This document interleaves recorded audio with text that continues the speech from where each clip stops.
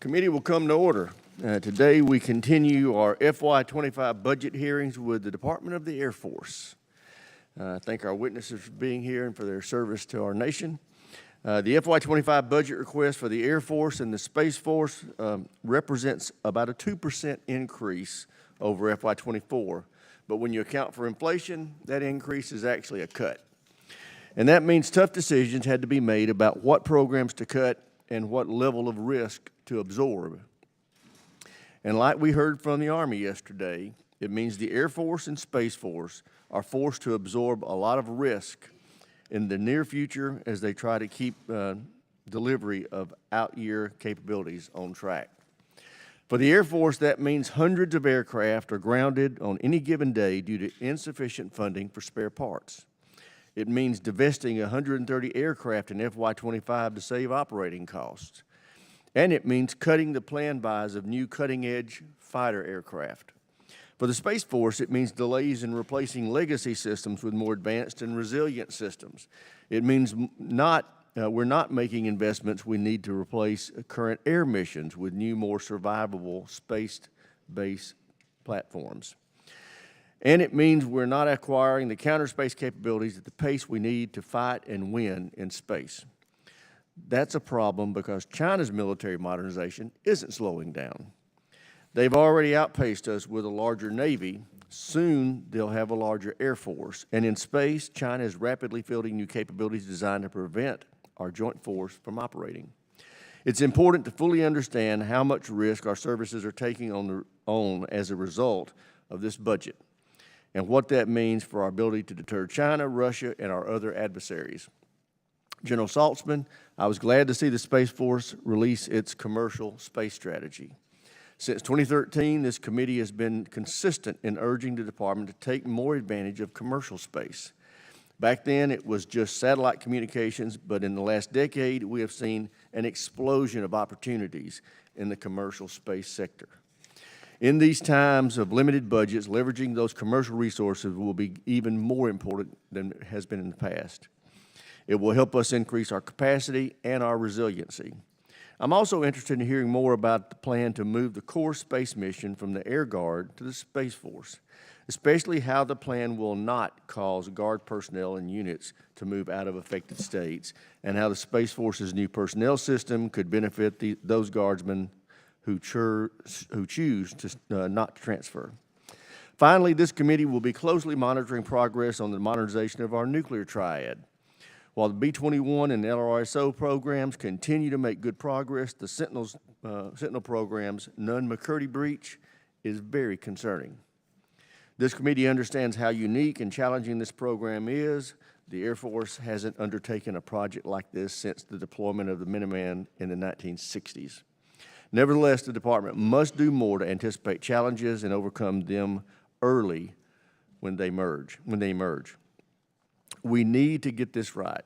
As Chinese and Russian nuclear arsenals continue to grow, the need for a modern and flexible nuclear triad only becomes more acute. And with that, I yield to my friend, the ranking member, for any opening statement he may have. Thank you, Mr. Chairman. I think the chairman did an excellent job of summarizing exactly the challenges in the area of our witnesses today. I want to thank the secretary and our two chiefs of staff joining us this morning. But I mean, best way to sum it up, you have to modernize an incredibly tight budget environment. And I want to compliment all three of you for the work you've done to try to address that challenge, to really look at it holistically and make a big change to reflect the great power competition that you're facing, and what does that mean for how you need to develop the force going forward. And I know the budget environment makes that even more difficult, but that's what we have to do. Modernize within whatever budget is that is presented to us. So I think the leadership on that has been enormously helpful, and I appreciate that. And I want to just sort of foot stomp a couple of the points the chairman made. One, on the being able to divest of aging platforms that aren't serving our purposes anymore, that are driving costs. That's the only way we're going to be able to afford and to modernize in the way that we modernize. Also, do want to hear from you, gentlemen, about your personnel challenges. It's been a theme across the services. Recruiting recruitment has been difficult. We have our task force on quality of life issues that Don Bacon, Chrissy Houlihan did an outstanding job leading, that tries to present a better offer for our service members and to meet the challenges they face. But do want to hear how that's working within the Air Force and the Space Force. On the Space Force, it's just so crucial to everything we do. Information systems are the heart of literally everything we do in defense. And space is the linchpin of all of that. So I echo the chairman's remarks about how important it is to put up the best systems, develop our counter space capabilities, and crucially on the last point the chairman made on partnering with commercial entities. That is our great advantage in this country. Whatever the Chinese may be doing with their defense, they do not have our private industry or our level of innovation, even today. If we can partner with those innovative companies, with those new technologies, particularly in space and information systems, that gives us the ability to meet the rather steep challenges that we face. And lastly, I do want to also emphasize the last point on the nuclear problem. When we're looking at a tight budget and we're looking at the cost of the Sentinel program right now, I sincerely hope that as you're looking at the options, as is required when a Nunn-McCurdy breach happens, that you really aggressively look at all of the options. And just like with your modernization effort, you move forward out of past thinking to say, okay, what are we facing today and how do we meet those challenges? I hope you do the same when you look at the future of our nuclear triad and where it makes sense to spend the money. Because all the money we're spending there could be spent to help deal with some of the challenges that you're facing in terms of updating the platforms and meeting our space needs and our air needs. So I hope you will consider that. With that, I yield back. I thank the ranking member. Now I'd like to introduce our witnesses today. We have the Honorable Frank Kendall, Secretary of the Air Force, General Chance Saltzman, Chief of Space Operations, and General David Alvin is the Chief of Staff of the Air Force. Thank you all for being here.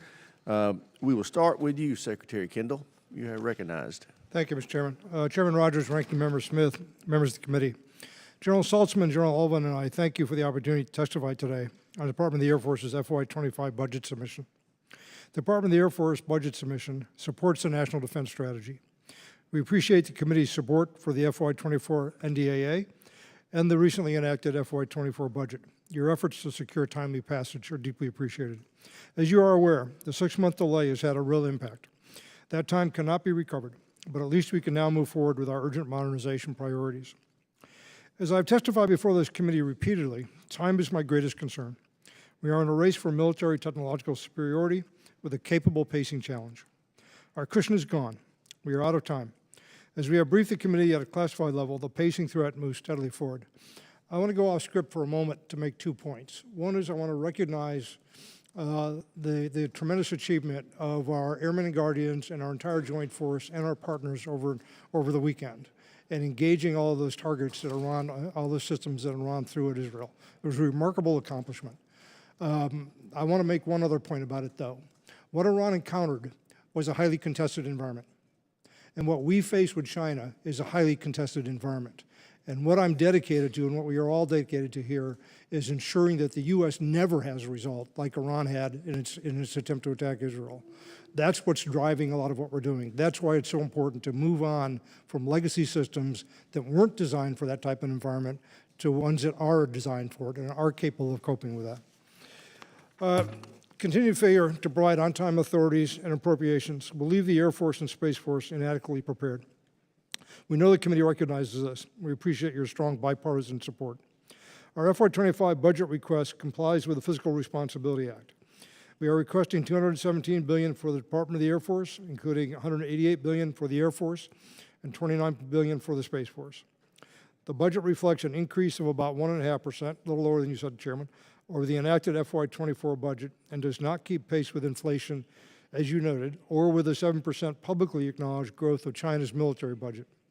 To stay within the levels of the Fiscal Responsibility Act, the DAF, we had to adjust our previous plans. The DAF 25 budget request seeks to preserve the momentum behind our modernization efforts, particularly the work on operational imperatives that we initiated that this committee supported in FY24. In order to preserve modernization, we have marginally reduced procurement in the Air Force and have sustained our foundational accounts at levels we deemed acceptable, but no more. Because the Space Force budget is dominated by research and development accounts, we have had to marginally reduce the pace and scope of our Space Force modernization efforts. Our first priority in the National Defense Strategy remains defense of the homeland, but the Department of the Air Force primarily supports through investments in domain awareness, air and space defense, early warning, and cyberspace defense programs. Our second priority is to deter strategic attacks against the United States, our allies, and our partners. The Department budget request prioritizes nuclear modernization to maintain a safe, secure, and effective nuclear deterrent.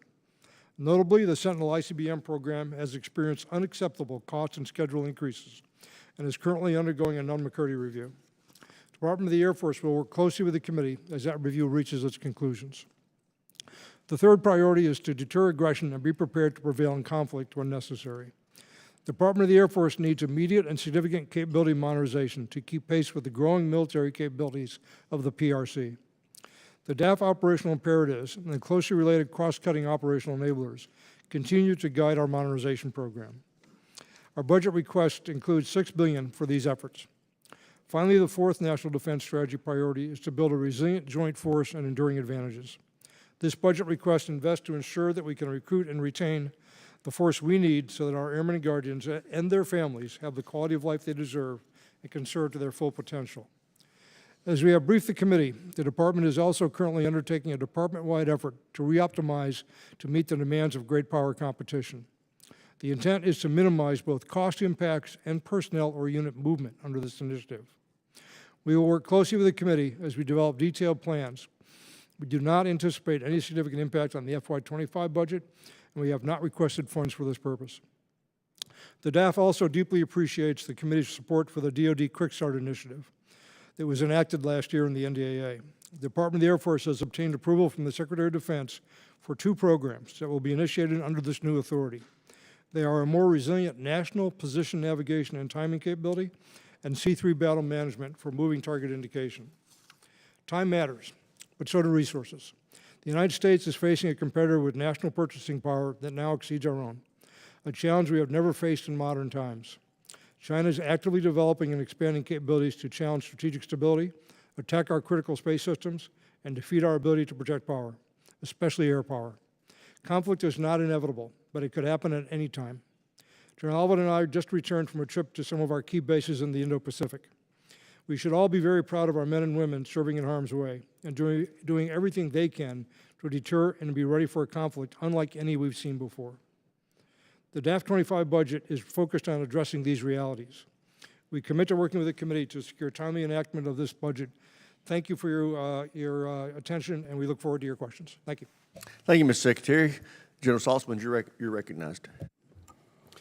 Chairman Rogers, Ranking Member Smith, distinguished members of the committee, thank you for your continued support and for the opportunity to testify on the Space Force's posture for FY25. As the Space Force prepares to celebrate its 5th birthday, we are wholly dedicated to the work of forging a service purpose-built for great power competition. Space has never been more critical to the security of our nation, and the success or failure of the joint force depends heavily upon the capabilities we present. It is our responsibility to contest and control the domain, to defend U.S. space capabilities, and to protect the joint force from space-enabled attack. Gaining and maintaining space superiority is the purpose for which the Space Force was established. With about 3% of the Department of Defense budget, the Space Force offers a tremendous value proposition for the nation. Every dollar invested in space brings asymmetric returns, but that means every dollar cut creates asymmetric risk. Against a near-peer adversary, space superiority is the linchpin. Without it, we cannot deter conflict. Without it, we cannot provide vital effects. And without it, we cannot protect the joint force.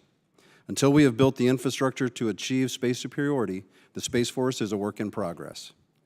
The Space Force's theory of success includes 3 parts: avoiding operational surprise, denying the benefits of attack in space, and conducting responsible counterspace activities. The Space Force budget request is designed to support the National Defense Strategy by building, training, and equipping the forces the nation needs to perform each activity, preserving freedom of action in space while deterring and denying adversarial objectives. Avoiding operational surprise requires us to maintain an accurate understanding of the space domain at all times. 8.3% of our budget is dedicated to this aim. Operating across disaggregated sensor frameworks, the Space Force provides the maximum information possible to decision makers from the tactical to the strategic level. Denying the benefits of an attack in space demands that we make any attack against U.S. capabilities impractical and self-defeating. 43.4% of our budget is devoted to this objective, investing in resiliency for missile warning and tracking, satellite communications, position navigation and timing. Hybrid architectures and proliferated constellations impose a hefty cost on aggression.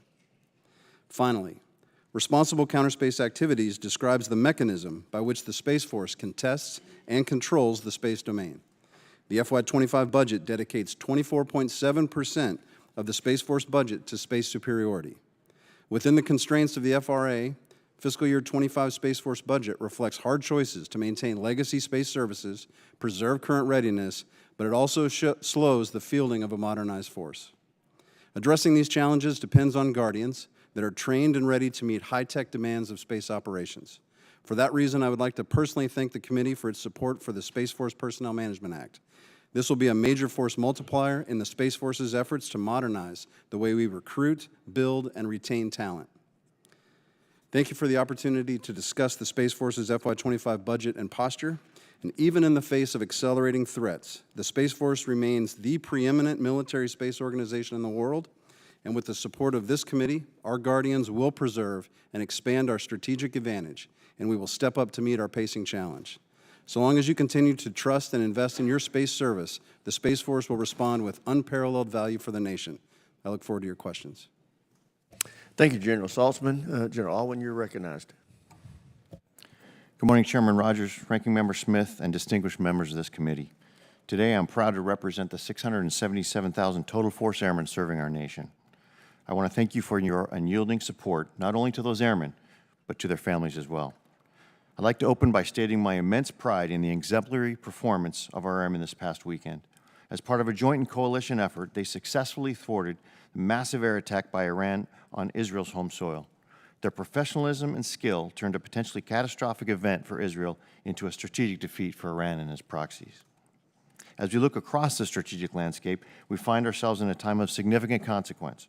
The simultaneous demands of strategic competition with an aggressive and increasingly capable PRC and the persistent acute threats from around the globe require the Air Force to maximize the readiness of today's forces while adapting our structures and processes to offer the best opportunity to prevail in an environment of enduring great power competition.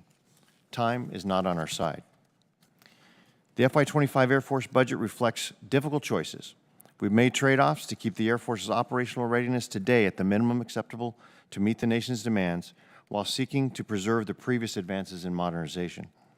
The Air Force budget also invests in the Air Force's most precious asset, its airmen, to ensure they remain the decisive advantage upon which the nation depends. Strategic deterrence is a key priority for our national defense strategy, and the United States Air Force remains committed to the recapitalization of our nuclear force. We are actively supporting the process triggered by the Nunn-McCurdy breach of the Sentinel program and will continue to pursue the path of a safe, secure, reliable, and effective ground leg of the nuclear triad well into the future. Our ability to support the national defense strategy priority of deterring aggression and prevailing in conflict demands a modern Air Force that is connected to the Joint Force and can close multiple kill chains in minimal time to control the tempo of a complex fight with a peer competitor. To that end, the FY25 proposal continues investments in the F-35 and the F-15EX, albeit with fewer than preferred quantities dictated by the constraints of the Fiscal Responsibility Act. We remain committed to the Advanced Battle Management System and the Next Generation Air Dominance family of systems, particularly collaborative combat aircraft, which will allow the Air Force to deliver the affordable mass required to be effective against a very capable PRC. We're also committed to building forward basing resilient enough to enable continued sortie generation even under attack. To arrest the decline in our readiness, we have proposed modest increased investments in flying hours and the weapons system sustainment funding to support them, while prioritizing investments in critical infrastructure in both physical and cyber. Our airmen are and always will be the decisive factor in any conflict our Air Force faces, and we are committed to their health, development, and quality of life. We have made significant progress thanks to Congress's support to increase base pay, adjust basic allowance for housing and subsistence to account for macroeconomic factors. There's still work to be done. During our recent trip to the Indo-Pacific, Secretary Kendall and I saw dedicated airmen eager to accomplish their mission, despite infrastructure degradation caused by natural disaster and persistent environmental challenges, as well as limited access to health care enjoyed by most CONUS bases. The job of your Air Force has not changed since its inception. Support the defense of this nation through credible deterrence and unmatched combat prowess. To preserve that level of deterrence, we must maintain our readiness today, modernize our force for tomorrow, and provide the absolute best support to our airmen. Success on any battlefield is a team effort. So I want to thank members of Congress and this committee for your past and continued support. Thank you, and I look forward to your questions. I thank all the witnesses for their statements and I recognize myself for questions.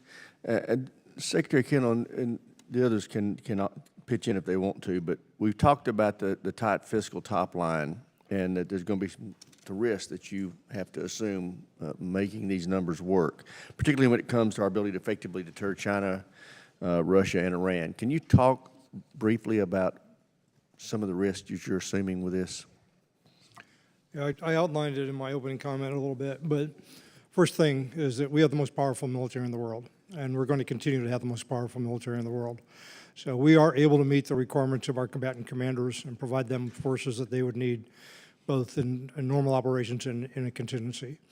But that's being challenged, of course, by China in particular. And that's a lot for us to do simultaneously. There are a lot of commitments the United States has around the world. So we have, basically what we have done under the constraints of the Fiscal Responsibility Act is to fund the current force, personnel with an adequate raise, maintaining quality of life for people, maintaining the force structure basically that we have at a level which we think is acceptable risk, a floor below which we really do not want to go. That leaves us with a certain amount of resources for modernization, and modernization is divided between procurement and research and development. So there's the force you have, which we have at the level where we can accept the risk. We're taking a little bit of risk in procurement. We're scaling that back modestly from what we had previously planned in order to get on with the modernization, the R&D part of the budget, which we have to get to remain competitive. I see the risk increasing significantly over time. I've watched China modernize for about 20 years now. They're building a military designed to defeat the United States. That is the purpose of their military. And we have got to respond to that, and we've got to do it aggressively and as fast as we can. So from my perspective, getting that modernization funded and moving it forward is the highest priority. But in the meantime, we have to take care of the current force, and we do need to recapitalize at a reasonable rate to address the midterm risk. So that's overall the balance that we're trying to strike. Thank you. General Saltzman, I understand there are approximately 580 Air National Guardsmen in 6 states in D.C. that currently perform the federal space mission for the Space Force under Title X authority. I understand the administration proposes to transfer these personnel to the Space Force. Is it accurate that under your proposal, these 580 personnel will have the option to transfer to the Space Force? If they transfer, they will still report to the same duty station. No units will be removed out of the effective state, and choosing to transfer could provide these guardsmen with a better system of benefits under the Space Force's new hybrid personnel structure. Thank you, Chairman, for that question, and it is true. I think the best way to take care of these missions and the people that are currently doing them in the Air National Guard is to integrate them into the Space Force. With the authorities granted by Congress through the SFPMA, we now have the ability to manage part-time personnel. And when I evaluate the missions that are currently in the Air National Guard, there's no reason to change those unit structures, the personnel, the makeup of part-time to be seamless from a mission standpoint and from a personnel standpoint. Great. General, I'm interested in hearing how you plan to put into action the new commercial space strategy, and specifically how you plan to change the requirements process so that the commercial products and services are fully considered. Thank you again. We're excited about the commercial space strategy. As we've known for a long time, it's one of our asymmetric advantages in the U.S. is the power of innovation and that engine of ingenuity that's in the commercial industry, and especially in space in this time. And so we wrote the commercial space strategy around 4 lines of effort intended to get the most out of it, trying to create more collaborative transparency. We have to know what the commercial offerings are in order to take advantage of them. And the commercial industry has to understand what our challenges are to best prioritize where they invest and how they can present capabilities to us for inclusion into our architectures. Operational and technical integration. We can't just think about this purely as adding capacity. We have to start thinking about them as filling some gaps and being fully integrated, both technically and operationally, into our systems. The third line of effort is risk management. We have to understand what we should preserve organically as inherently governmental services. We don't want to miss on those no-fail missions, and so we're taking a very deliberate approach to assuring we pull the right kinds of capabilities in. And then lastly, we have to secure the future. There's so much work being done looking out into the future about what space could offer. And so we want to make sure we're prioritizing our S&T dollars to go after the highest payoff technologies across the industry to fill gaps in the future for the Space Force. Great. Thank you. I yield time to the ranking member. Thank you, Mr. Chairman. A lot to ask about. I'm just going to focus on one set of questions in a moment, but I really want to emphasize what Secretary Kendall said in the opening. I think what we saw in the Iranian attack on Israel is a really good way to frame your challenge and the broader challenge of the overall military, which is we have to make sure that whatever we have can actually get in and hit our targets while at the same time defending against it. And that is an incredibly complex web, as we saw. I mean, we had jet fighters up there taking out some of the missiles. Electronic warfare is a huge part of this. Blocking signals, using drones. It's incredibly complicated, and it's all about staying one step ahead with the technology. So, to General Saltzman's point on the last thing about using our innovative capabilities to do that, that's what we're trying to invest in and where we really need to put our focus. The one thing I want to drill down on, in full disclosure, Mr. Garamendi cannot be here today, which I know breaks your heart. But he asked on his behalf that I drill down a little bit, and also I am genuinely concerned about it, on the Sentinel program. When we're looking at the budget challenges that we have, and I share the chairman's frustration, but at the same time, we have $1 trillion deficit. We have a $33 trillion debt. We have to live within the budget we have. Does the triad still make sense, given the amount of money that is going to have to go into re-upping? And in short of that, are there alternatives that could be less costly? Because I believe the Nunn-McCurdy breach has the Sentinel program roughly $35 to $40 billion over budget. I would ask you the leading question: what could you do with $40 billion? But I won't, because I know you could do a lot with it. But as you look at this, I hope you seriously consider what is the true value of the land-based leg of the triad, and what's it going to cost to try to maintain that? Is there a more cost-effective way to do that? And Secretary Kendall, General Alvin, I'd like you both to comment on that. First of all, I am recused on the program because of a prior industry association, but I can talk about the triad in general. Yeah. I did have an opportunity to talk to Congressman Garamendi at length about this the other day, so we had a preamble for this. The triad has served us well for many decades. It has kept us from a nuclear war for a very long time. You cannot put a price tag on that. The ICBM leg of the triad is the most responsive leg of the triad.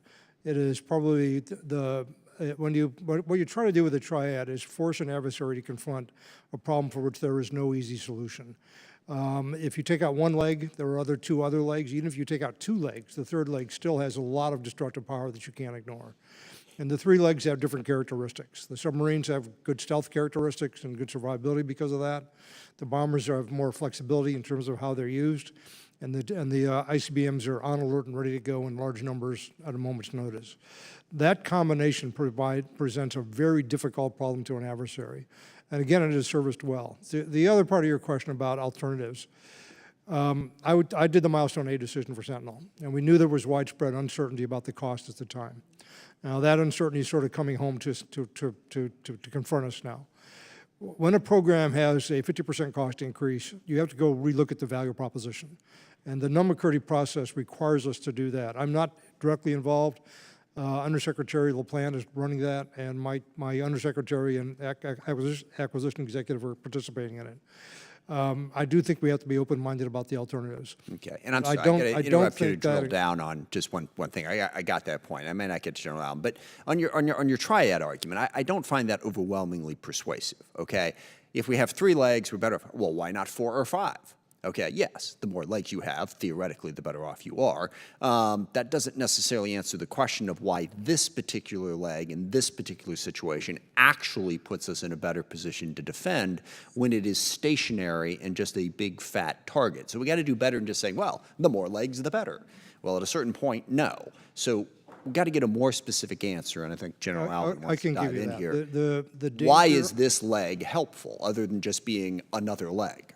The risk of a preemptive surprise attack that decapitates us or takes out our nuclear force becomes much higher if there's no ICBM leg. If the stealth of the submarines is broken and the bombers are caught on their bases, you don't have anything left. I'm an old Cold Warrior. I spent 20 years working on this problem. We've looked at tons of scenarios. We've looked at all sorts of different opportunities and possibilities. The triad provides the most stable configuration. And it would be, I think, a lot of risk, more risk than we should accept to take that. I am out of ICBM time. away. I want to respect the chair. I apologize, General Alvin. You and I can talk about this offline. Thank you. Gentleman from South Carolina, Mr. Wilson is recognized. Thank you very much, Mr. Chairman. And indeed, as I was happy to meet with each of you as we came in, always I like to point out my appreciation of the Air Force. I grew up with that. My dad was in the Flying Tigers, the 14th Air Force. He served in India. He served in China, Kunming, Chengdu, Xi'an. I was really grateful to grow up in the shadow of Charleston Air Force Base. And so anytime I visit the Holy City, it's always uplifting to see the number of aircraft there and around the world.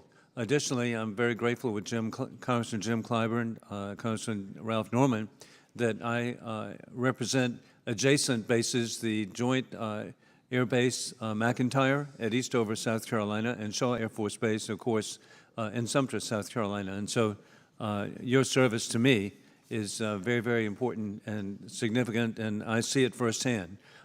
With that, I share the concerns of Chairman Mike Rogers, and that is, Secretary Kendall, the legislative proposal 480 effectively does an end run on the gubernatorial authority for consent over the transfer of their National Guard units.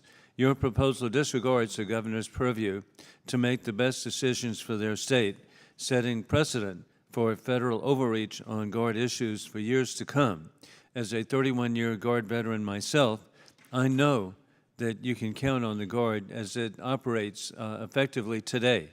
With this, would your proposal allow the department to relocate Guard assets without the approval of state governors? And if so, does this not waive the federal law requiring gubernatorial approval before any modification of Guard units and assets within their jurisdiction? Thank you for your question. First of all, the Guard is enormously important to us. I've gotten to know the Guard. I was a reservist in the Army. I've gotten to know the Guard much better in this position, and I've come to really value the contribution they make to national security. Very professional, very capable force.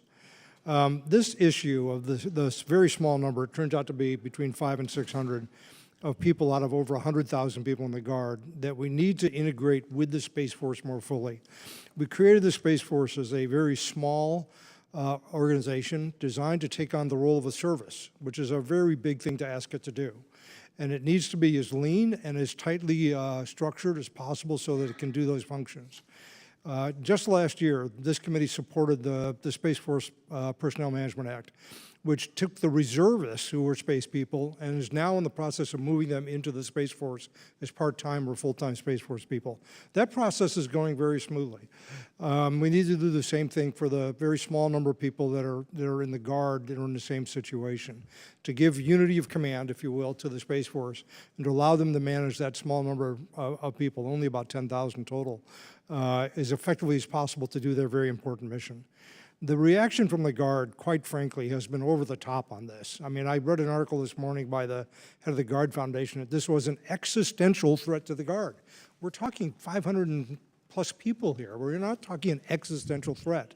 No one is suggesting dismantling the Guard.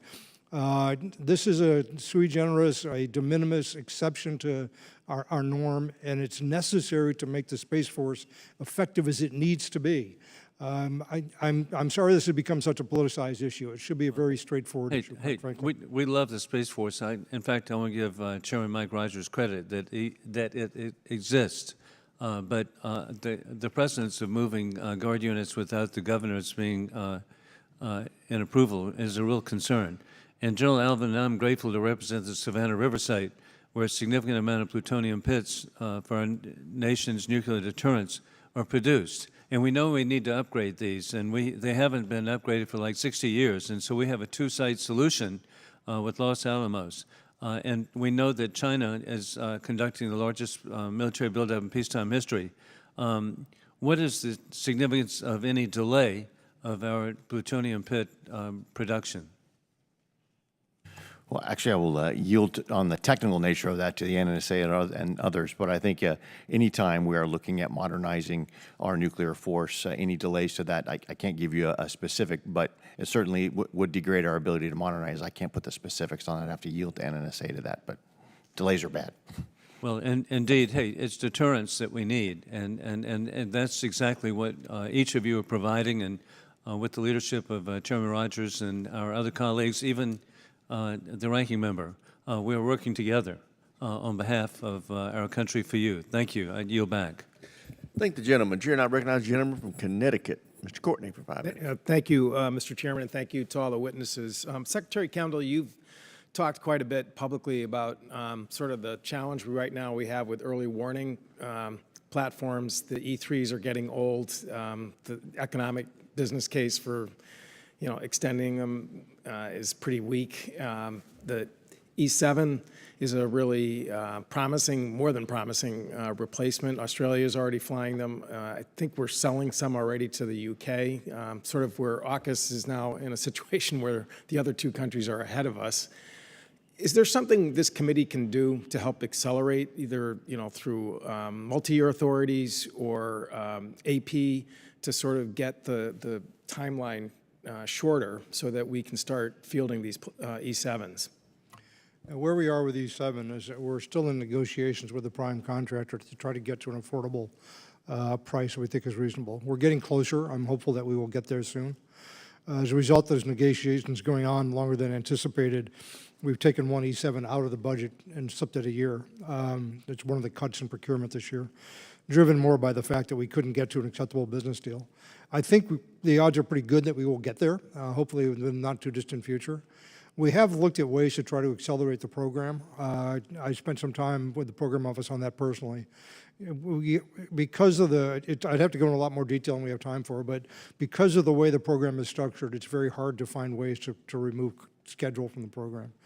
It is an important program. It plays very well in our wargaming and make a contribution. It has a lot more capability than the AWACS does. The other thing that's happening in that world in general, though, is the shift towards more dependency on space. We're also moving forward with moving target indicators, primarily for surface targets, ground targets right now, but also at some point for airborne targets as well. What the threat is doing is reaching out to longer and longer ranges to engage particularly our high-value aircraft like an AWACS or an E7 or a JSTARS type of aircraft. And we have to respond to that. And part of the response to that is to move some of that capability into space and have a mix of capabilities to confront an adversary with. Well, anything, the offer stands, in terms of if there's ways that we can help, through the acquisition authorities, we're definitely on standby. Following the Air Force Special Operations Command V-22 Osprey crash off the coast of Japan in November of last year, we've had some pretty extensive briefings on the state of the investigation and what the joint services have decided as a course of action. I understand there may be a new set of inspection standards and processes to ensure safety precautions are taken into account prior to flight. I would just say I think it's really important that when the time comes when the Air Force and the other services sort of roll out the plan, and then they're back sort of authorized to fly again, I just think it's really important, and I think you understand this, just to have as strong a public message about the fact that we're going to do things differently to make the confidence in this program. And I just wonder if you could comment on that. General Alvin should comment also, but we're both in contact with General Barnfine, the commander of our Special Operations Forces, and he has a very thoughtful, thorough process in place, including public interface, as he works his way through getting the aircraft back in the air. They're cleared to fly again, but he's working through a process of ensuring that every one of those aircraft is individually ready to go and doesn't have a problem, and that's taking a bit of time.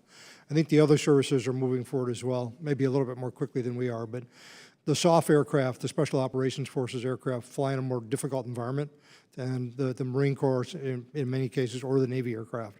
So we're being a little more cautious even than the other services are. Do you want to add anything? Yes.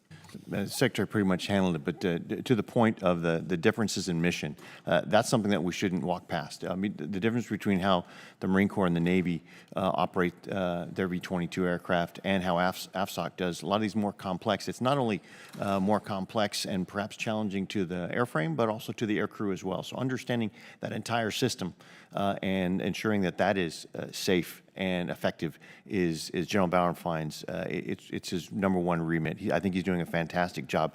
But your point, Congressman, is exactly right. As we get that rolled out, what we need to do is ensure that we rebuild that confidence and have a defensible, clear message that says what we're going to do and how we're going to do it, and also be able to define the differences between the three different services to show that they're not inconsistent, even though they may not be on the exact same time I scale. mean, that's what the Navy did with McCain and Fitzgerald afterwards. And again, I think that you can see, that really worked in terms of just there was a change in process. And I think, again, there's a lot more confidence in how destroyers are being deployed. I'll yield back, Mr. Chairman. Gentleman yields back. Chair, and I recognize the gentleman from Virginia, Mr. Whitman. Well, thank you, Mr. Chairman. I'd like to thank our witnesses for joining us today. Secretary Kent, I'd like to begin with you. The U.S. Air Force base budget and then the UCOM unfunded requirements list both call for additional counter small UAS capability at U.S. Air Force installations. As I see things unfolding, we see counter small UAS and really loitering munitions not having much distinction. They are becoming the same thing. We saw recently a very disturbing trend at Langley Air Force Base where because of a large number of UASs that were in that airspace, Langley had to close down just to make sure that we were able to defend the operations that were going on there.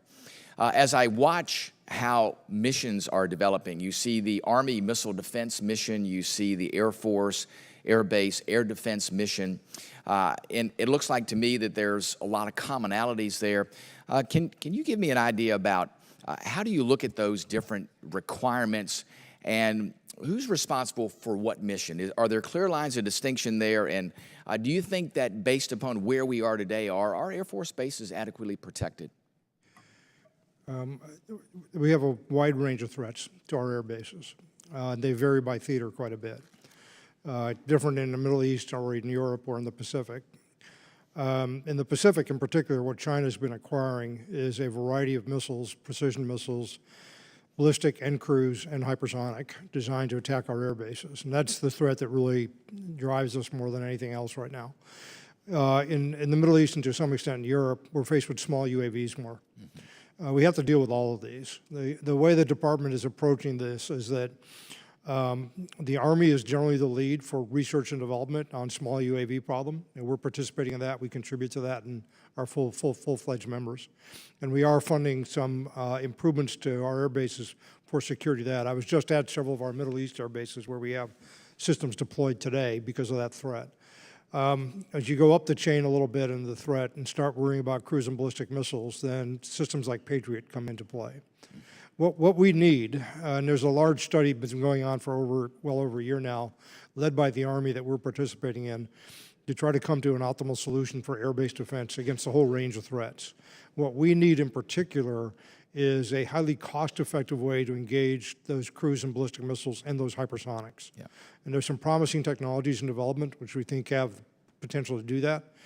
We will have to make some decisions in the department about force structure and what our priorities are to acquire those. But I think it's an important part of air-based resilience that we have to address. Our whole concept of operation in the Pacific is called agile combat employment, which assumes that we don't stay on a single base to absorb missile attacks. We move around to different bases and make it harder for the other guy. But you still need defenses, and you need defenses that can be where you're going to be to be effective. All our wargaming says that's a necessity. So we're not where we need to be yet, but we're on the path, hopefully, to get there. That'd be great. Thank you, Mr. Secretary. General Saltzman, I wanted to get your perspective, because today what we're seeing is a massively increasing capability on the commercial side of space. that's a good thing. There's lots of constellations going up in different orbits, lots of different capabilities there. And that commercial capability, to me, seems to be a perfect opportunity to augment the capacity and capability and mass that we have on the military side of things. In fact, I think that that actually has to be codified because I think it's that important for the future of the United States Space Force and our space assets. Can you speak to the importance of the CASR program, the Commercial Augmentation Space Reserve Program, how you see it today, what you think the future is for that, and what do you think needs to go into the structure of that to make sure we can capture the incredible things that are happening on the commercial side of space and do that at the speed of relevance? Thank you, Congressman. I couldn't agree with you more. We definitely need to leverage what's available to us in the commercial industry for space. The CASR program, I think, is a classic example where we've used this in the Air Force prior to it. And the idea is about how rapidly can we expand and augment our capabilities in time of crisis or conflict. And as you know, a lot of the pre-work, the planning, how will we integrate the contractual work that needs to be done with the companies to make sure that we're primed to execute at the speed of need is really what is at the heart of the CASR program. Do the work ahead of time, account for it in planning, see what the requirements are, which of those requirements can be met by the commercial industry, and then start talking about contract negotiations before we even actually sign a contract so that we are ready and primed to put that excess capacity in place when we need it. Very good. Gentleman's Thank you, time's Mr. Chairman. Yield expired. back. Chair now recognizes the gentleman from California, Mr. Carbajal. Thank you, Mr. Chair. In addition to my district being home to some of the best wines in the world, it is also home to Vandenberg Space Force Base, the West Coast Range. There has been a rapid growth in the commercial space industry, especially with the increased launch cadence at both Space Force ranges. General Saltzman and Secretary Kendall, does the increase in commercial launch cadence benefit our national security, even when those rockets are not carrying DoD payloads? I'll start with a yes and turn it over to General Saltzman to give you more details, Congressman. Absolutely, Congressman. You know that the more we use the infrastructure, the more we can offset and defray some of the costs associated with, especially with on the commercial side. As we use the commercial launch facilities, they continue to develop the rocket technologies, the launch technologies. We enhance the experience and the competencies of all those that operate the range, do the spacecraft integration that's necessary for launch. And in the end, the real benefit is the more you launch, the more we are driving the cost per pound to orbit down. And this is one of the most beneficial things that the commercial industry has done for us in the launch enterprise is drive that cost to orbit down so that we can start to explore different kinds of constellations in different orbits to do different kinds of missions. Thank you. That question was important because in California, I know there's permitting decision-making that is going on right now, and the national security issue can't be further underscored. That's why I asked you that question. Thank you so much. The increased cadence will result in bottleneck unless additional payload processing is added to the range infrastructure. General Saltzman, the fiscal year 24 budget included $80 million for a payload processing facility that is supposed to go to Vandenberg. Can you provide an update on this project, including any timelines involved? I can get back to you on the specifics, but I haven't heard anything that says there's any delays or that the money's not being spent. So, but I'll get back to you specifically. Great, thank you so much. I was really pleased to see the Space Force commercial space strategy was finally released. I think this is a great roadmap for better leveraging our nation's space industry. General Saltzman, how does the CSS work in coordination or build on the commercial space office? And does fiscal year 25 budget requests help build out commercial integration capabilities as outlined in the CSS? Thank you again. In addition to the standard services that we've been buying for years, satellite communications, we have about $1.2 billion in the budget. Launch services is about $2.2 billion. But we've added about $400 million to bring some non-traditional kinds of data and services to bear. The commercial space office, commercial services office, that's the one who's kind of the front door to collaborate with industry and figure out what is the best military utility for these commercial services. And I think we're on a good path. Commercial space office falls under SSC, so they have the lead to explore That's what, when we say collaborative transparency in the commercial space strategy, that's what we're talking about. Getting out with industry, figuring out what services are most beneficial to the government, and working closely with them to fill gaps and expand our capacity. Thank you. General Saltzman, one last question for you.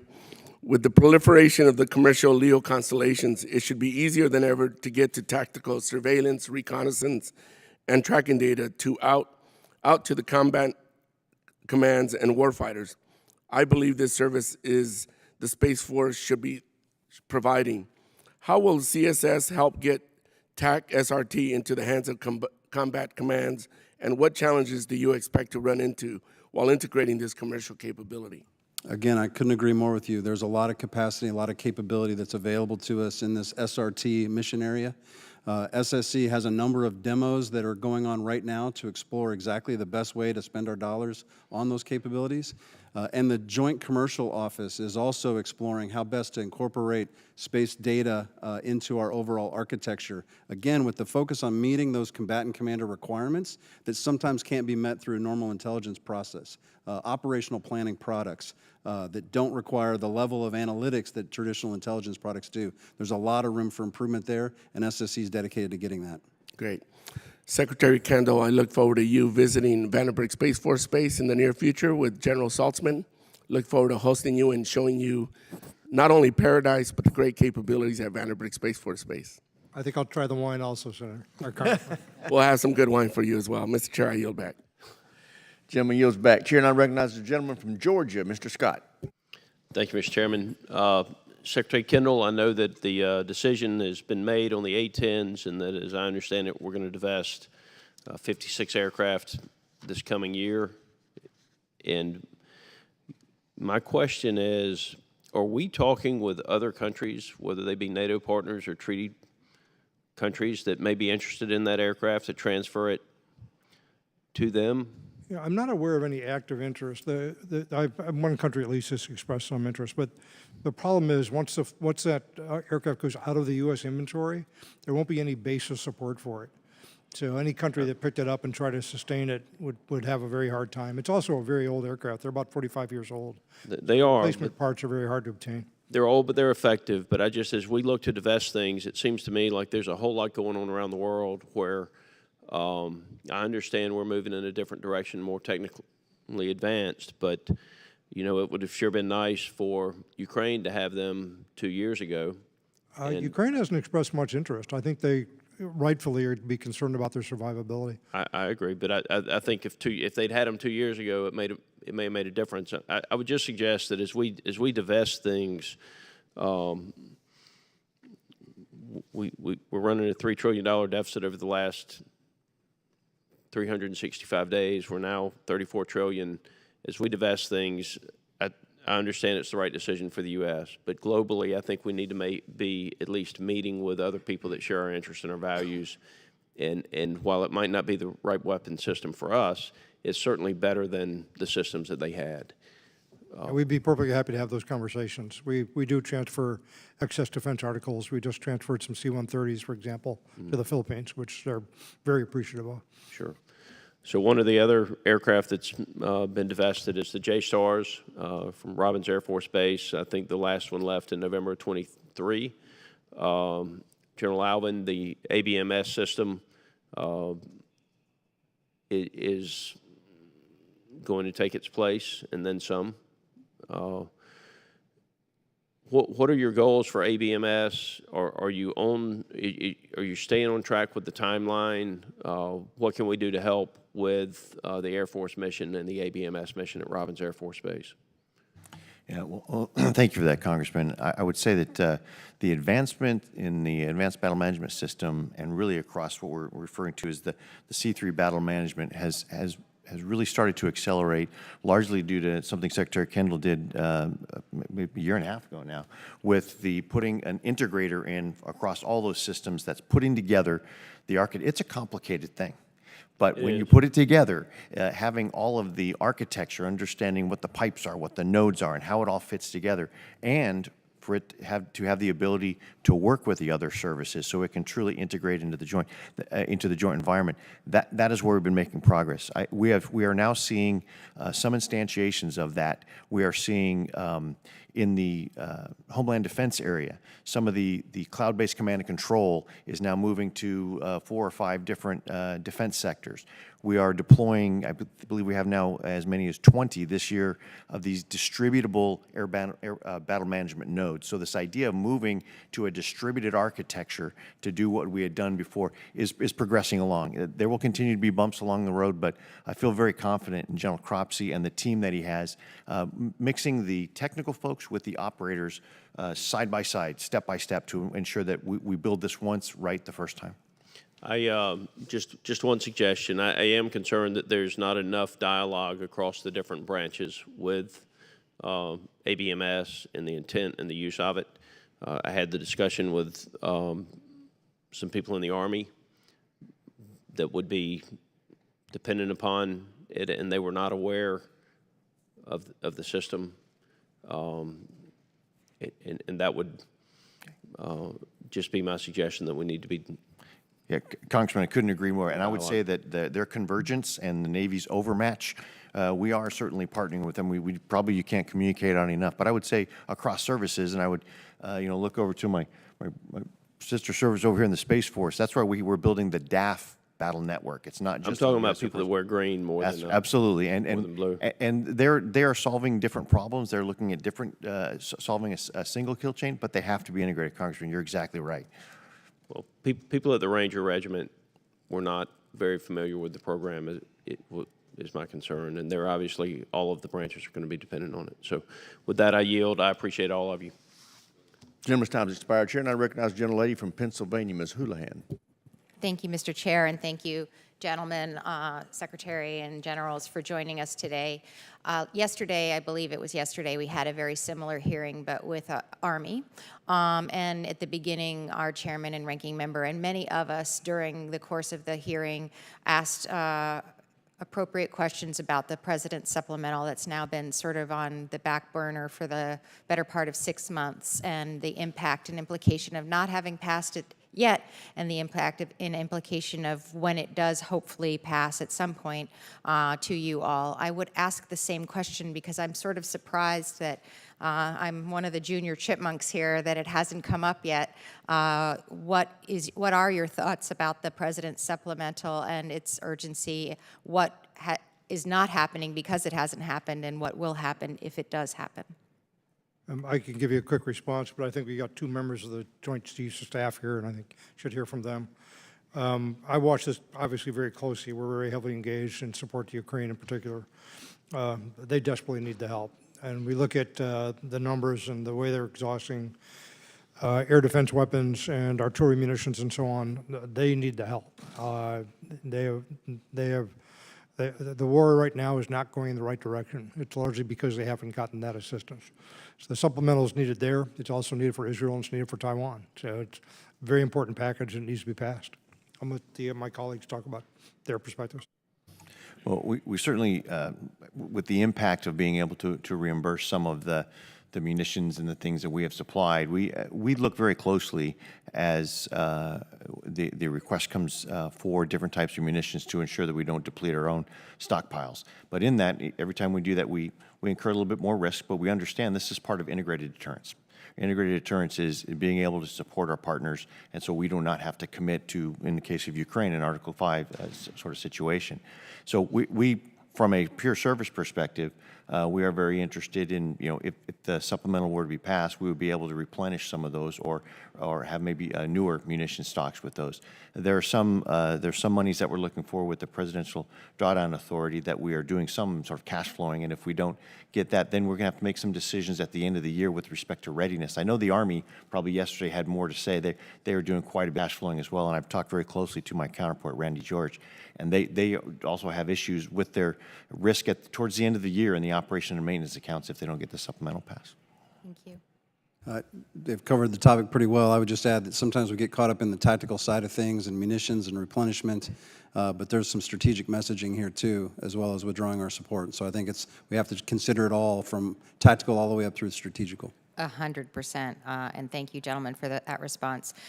Transitioning into my fear, which is my fear that if we don't do the right thing here, the implications for us and for our troops could be catastrophic. And speaking about our troops and the quality of life of them and the recruiting and retention of them, I'm one of the people who participates, in fact, the ranking member of the Quality of Life panel, and we've just put out quite a big report on that and looking forward very enthusiastically to working on you on the various pillars that are provided there and suggestions listed there. Very briefly, in the time I have left, there were 5 categories, not surprisingly: service member pay, spouse employment, child care, housing, and health care. Very quickly, if you wouldn't mind mentioning kind of which one of those resonates most with you at this point in time, and how you're currently prioritizing the funding in that area. The department's looking at it, just came out recently. I had a chance to look at it also. A couple of things we are doing are reflected in our 25 budget. The 200% of poverty for basic needs allowance, for example. We obviously support that. The one that I think we're going to look at very closely is the 15% pay raise for junior enlisted. We have given a 15% pay raise over the last few years when you add the totals to the last few years. When you look at how resources could be applied to influence quality of life for our people, we think there may be some more efficient ways to do that, to utilize those same funds. So anyway, I know there'll be a conversation between you and the department as we look at this in more detail and get back to you. So that's just preliminary reactions. Also resonating with me is, of course, the housing issues as well. And I think we are making progress on that. I saw some of the recommendations. I also have to fully digest and to be able to advise the Secretary. I think we are, I don't want to compare it to other services. I think we have leaned a little bit more further forward. I think there's ways to go, though, as well. That's one that resonates with me. As we understand the fluctuation in housing, this is really a partnership.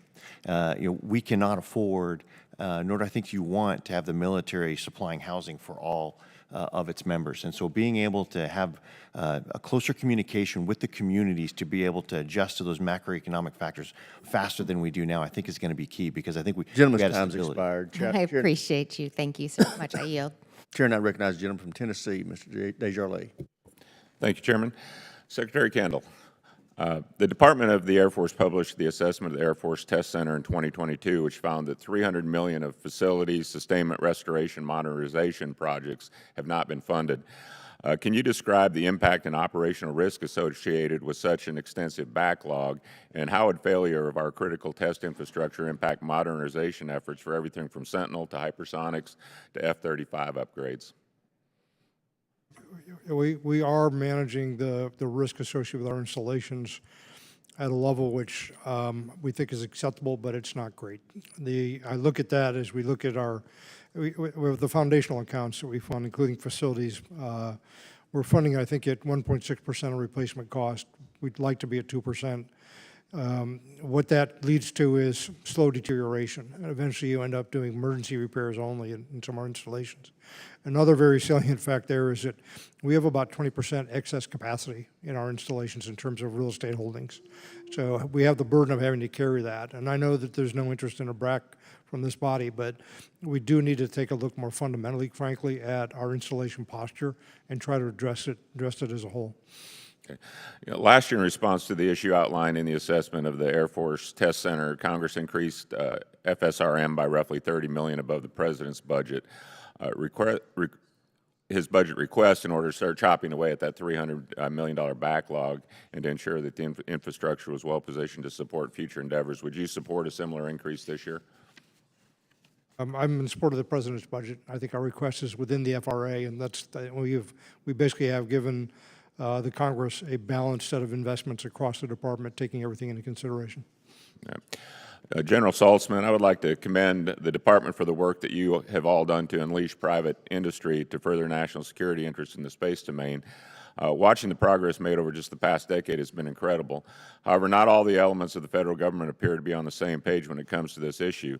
I constantly hear from your industry partners that they are being burdened with the slow-moving bureaucracy, be it through environmental studies with EPA or launch reentry licenses through the FAA. How are you working with other agencies to ensure that they are working as quickly as you all are to support the critical work that Space Force is supporting?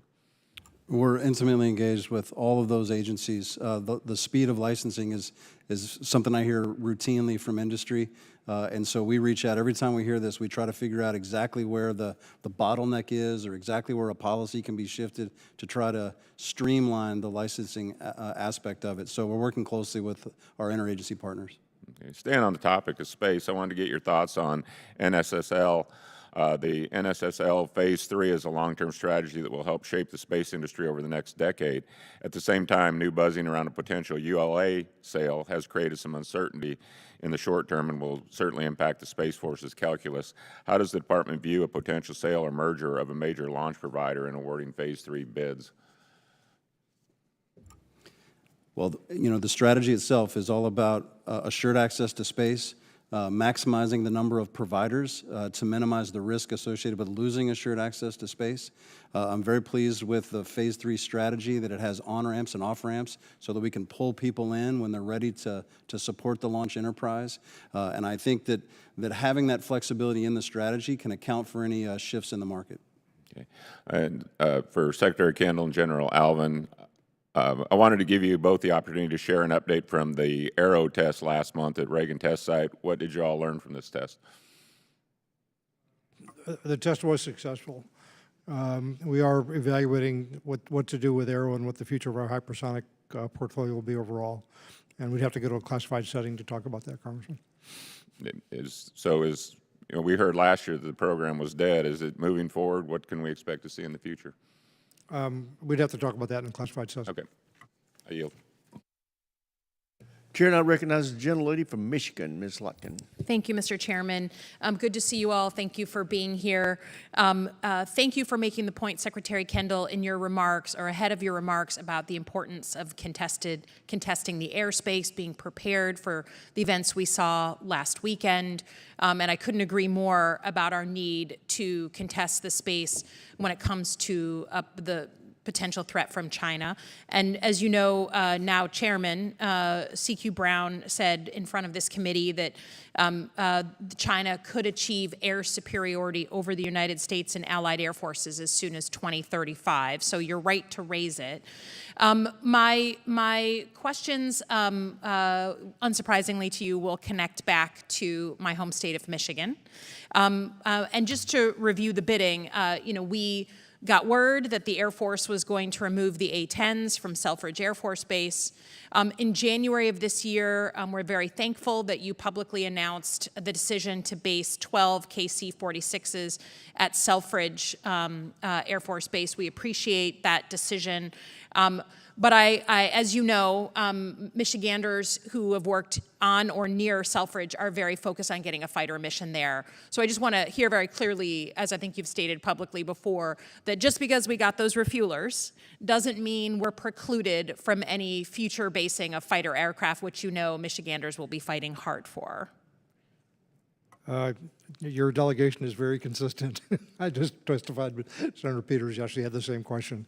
You are not precluded from another fighter mission. But the reason we put the KC-46 there was to offset the fact that we are taking out the A-10. So I don't want there to be confusion about that. Right, and I don't think any Michigander is happy that we're replacing a fighter mission with a refueler mission. So we're looking for refuelers and a fighter mission, not refuelers instead of a fighter mission. But we'll fight that battle another day. Fully understood. In relation to that issue, I co-led an amendment last year in the NDAA that requires the Air Force to submit a fighter recapitalization plan. That report was unfortunately due on March 30th. Today is beyond March 30th. Can you help us understand when we'll get that plan? General Alvin and I have reviewed the final draft. It's very close to coming over. It should be over here as soon as we finish coordination on it. Okay. That report is very important to a number of us, both in the House and the Senate, to understand your planning. And I think per your comments, if we want to maintain a strong deterrent against China, we need to make sure we have fighters in the air that can do that and fighters at the ready to do that.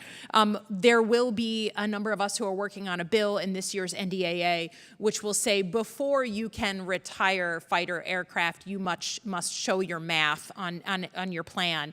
So we are taking this to the next step, but your plan and helping us understand the strategy would give us more confidence for some of us who are watching these things change. Separately, on the issue of PFAS, the chemical that has contaminated a number of drinking water systems and groundwater systems around our current and former bases in Michigan. Since I've been here, I've been hammering on this issue because we've got communities that literally can't drink the water, and they have their location right next to a base. The Department of Defense, which I worked at for 7 years, has fought us every step of the way, and now the EPA has officially changed the standards on PFAS in drinking water. Some of the areas around our military bases, particularly Oscoda Military Base, cannot drink their water. Please tell us what you plan to do to now live up to the federal standards that you all claimed were the reason why you couldn't clean up these sites. Well, we were all waiting for the standards. The standard has been announced. I think it's 4 parts per trillion, which is very stringent compared to what we'd been using. The next step is to evaluate that, the impact of that will be. We're going to prioritize communities where drinking water is most affected. So we'll be working with communities as we go forward with that. I think we have something like on the order of $100 million in the budget in '25 to address this, but that's the tip of the iceberg. It's going to take a lot more than that to remediate the sites that are affected. So we've already done assessments. We're going to see what this standard means now in terms of remediation requirements, and then we're going to move forward with those. I appreciate that. Some of these communities have been waiting upwards of 10 or 15 years, so while it may be a new standard to us as of last week, it is not a new issue for people who literally have to buy their own water. And I would ask for a bit of an attitude change for the folks who are on the ground, who have been fighting us tooth and nail and who now need to accept reality and help us clean. Young lady's time's expired. Chair now recognizes the gentleman from Nebraska, Mr. Bacon. Thank you, gentlemen, for being here. I've enjoyed working with all three of you. I do got to point out, though, that I did go to Air Command and Staff College and National War College with General Alvin. He was always top of the class. He was a top athlete, and he never looked like he worked hard. So we just can't figure out how he does it. But with that, though, I do got a couple comments and concerns. The Department of Air Force is requesting $262 billion. But what I'd like the committee to understand, $45 billion of that is pass-through spending, not going to the Air Force, going to totally unrelated agencies. That's about 17% of the Air Force budget. Now, I think this clouds the vision of some of us and others that look at budgets of just how much the Air Force is getting. I think it exaggerates that appearance of how much money the Air Force has. And I sure wish we could correct that process. Secondly, I want to note that as per gross domestic product, we're spending the second lowest on defense in our history, going back to World War II. So our spending levels are significantly lower than the norms going back to World War II. And we see it in this year's budget. We're looking at a 1% increase, and you figure in inflation, it's about a 2% cut to what we need to be doing. And this is at a time we got China, Russia acting the way it is, breaking all the norms in Ukraine. We have Iran just fired 330 projectiles into Israel. So I'm concerned. I don't think we're going the right way. So my first question is to Secretary Kendall. At what point is our Air Force and Space Force too small to deter China? To be direct about this, Congressman Bacon, my concern is more about quality than quantity. We are taking out some marginal force structure of our oldest aircraft. We're divesting some more this year. But getting to the quality we need to be competitive is really my first priority. We talked earlier about contested environments, and having adequate technological capability to succeed in a contested environment is really first for us. We don't want our aircraft to be cannon fodder. We want them to be successful. We want our airmen to be successful. So we're trying to move in that direction as quickly as we can. I think that General Alvin should talk about the size of the Air Force. I think that you deserve to hear his opinion on that, but that's where I am. Thank you, Secretary. Thank you, Congressman. I think Secretary is exactly right. It's easy for us to fall into the numbers for numbers, and it's an easy way to do it, to count. But as you know, you've been in combat. You understand that the platform is only as good as the crew, and it's also only as good as the munition that it has on board, which has to be sophisticated enough to reach the the target, but also it has to have a sensor that can tell you where the target is. And those sensors need to be in a place where they can be resilient. We also have to have the path to get there. We also have to have the place where that aircraft can recover in a contested environment. All those things go together, and I think it might be increasingly unuseful and unhelpful to start understanding the capability of the Air Force by just counting tails. There is that the phrase that says, quantity has a quality all its own. It's only if it's effective and capable. Otherwise, that's just a larger quantity of the aircraft that you're losing. If I may interject, though, last year we said we were 7 fighter squadrons short of what we thought we need.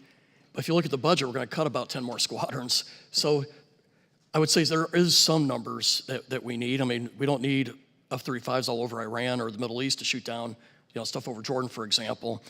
I need to ask one more question. I'm going to cut out a few because I want to yield some time here to Sam Graves if I can. But the Air Combat Command says they need 22 EA-37s for the Far East fight, and we only have 10. Are we going to have a plan to get to 22? This is General Alvin. I think when we look at, again, it's what is the risk of having less than 22 versus having not enough of the ability to have the munitions. So you can have all the jamming that you want, but if you can't get the munitions through. So it sounds like a quibbling answer, but quite frankly, I try and look at the entire system. So the capability of 10, and also we look at the platforms that we're using for those EA-37s, they're starting to be diminished in their reproducibility, and so you find yourself looking too far into the future to diminishing supply and those sort of things. But I think looking at it systematically, trying to say, if that 11th or 12th or 13th EA-37, is that more important than some other of this system that enables us to complete the kill chain? I just put on ACC and PACOM, so they need 22 for the kinds of cyber stuff they can do, but I'll let it go with that. I know I didn't leave you much time, Mr. Graves, but I yield 20 seconds to you. I don't think that's enough time. Okay. So I'll yield back. Here now recognize the gentleman from Massachusetts, Mr. Keating. Sorry. Thank you, Mr. Chairman. Last week, the Supreme Allied Commander, General Cavoli, was here in front of this committee. And he gave, I think, testimony that was, I think, historic in nature. He was commenting on what was going on in Ukraine, and he said, at this moment, not weeks from now, but at this moment, he could not overstate the gravity of what's facing our effort in Ukraine right now, and the effort of the Ukraine military. So, he also said that in his 3 decades of study in the academies and tactical studies and his work as general, he found one thing that was extremely important. He said, if one side has the ammunition and the other side doesn't, the side with the ammunition wins. I think in modern day warfare, I think it's a fair statement. I want to ask you. I think you could say, as the ground is now drying up in Ukraine and the muddy season is over and the offensive and the illegal war of Putin grinds forward on the ground, I think it's a fair statement to say the side that has air superiority always wins too, and the other doesn't. Can you comment on tactically how critical this moment is? And not anything that, this doesn't have to be classified to go down this road. How critical is this moment where you're having that kind of ground war, where they're ceding territory now, that tens of thousands of Ukrainians gave their lives for, and the strategy on the ground? How important it is where the United States, which is uniquely situated, by the way, the munitions and the air assets that are necessary are uniquely ours. Our allies don't have what's necessary at this moment. So can you tell us how critical this moment is, not weeks, in terms of moving on the $95 billion Senate security package, which passed the Senate, by the way, with a 70-29 bipartisan support. How critical is that to move on right now in terms of the fact the air superiority imbalance is so great, and how does that affect things on the ground? Congressman, I'm not going to try to provide a stronger professional opinion than General Cavoli. He's intimately familiar with the situation. I'm watching the intelligence. I think we all are. My colleagues are on the joint staff. But to your early comment, a summary of what you said about weapons and air superiority. It's about resources. The side with the resources is going to win here. And Ukraine just doesn't have the resources, and Russia has been applying them. There's a big imbalance there. And the price for us of this, when you think about the fact that we have almost a $900 billion defense budget to provide for deterrence, and that if we fail to deter Russia effectively here for a few $1 billion, what that means in terms of the consequence, all that other investment is essentially wasted if we don't succeed in defeating aggression here. That's what's on the table, and it is an urgent need from everything I have seen. I'll stop with that and let the chiefs make comment. Generals?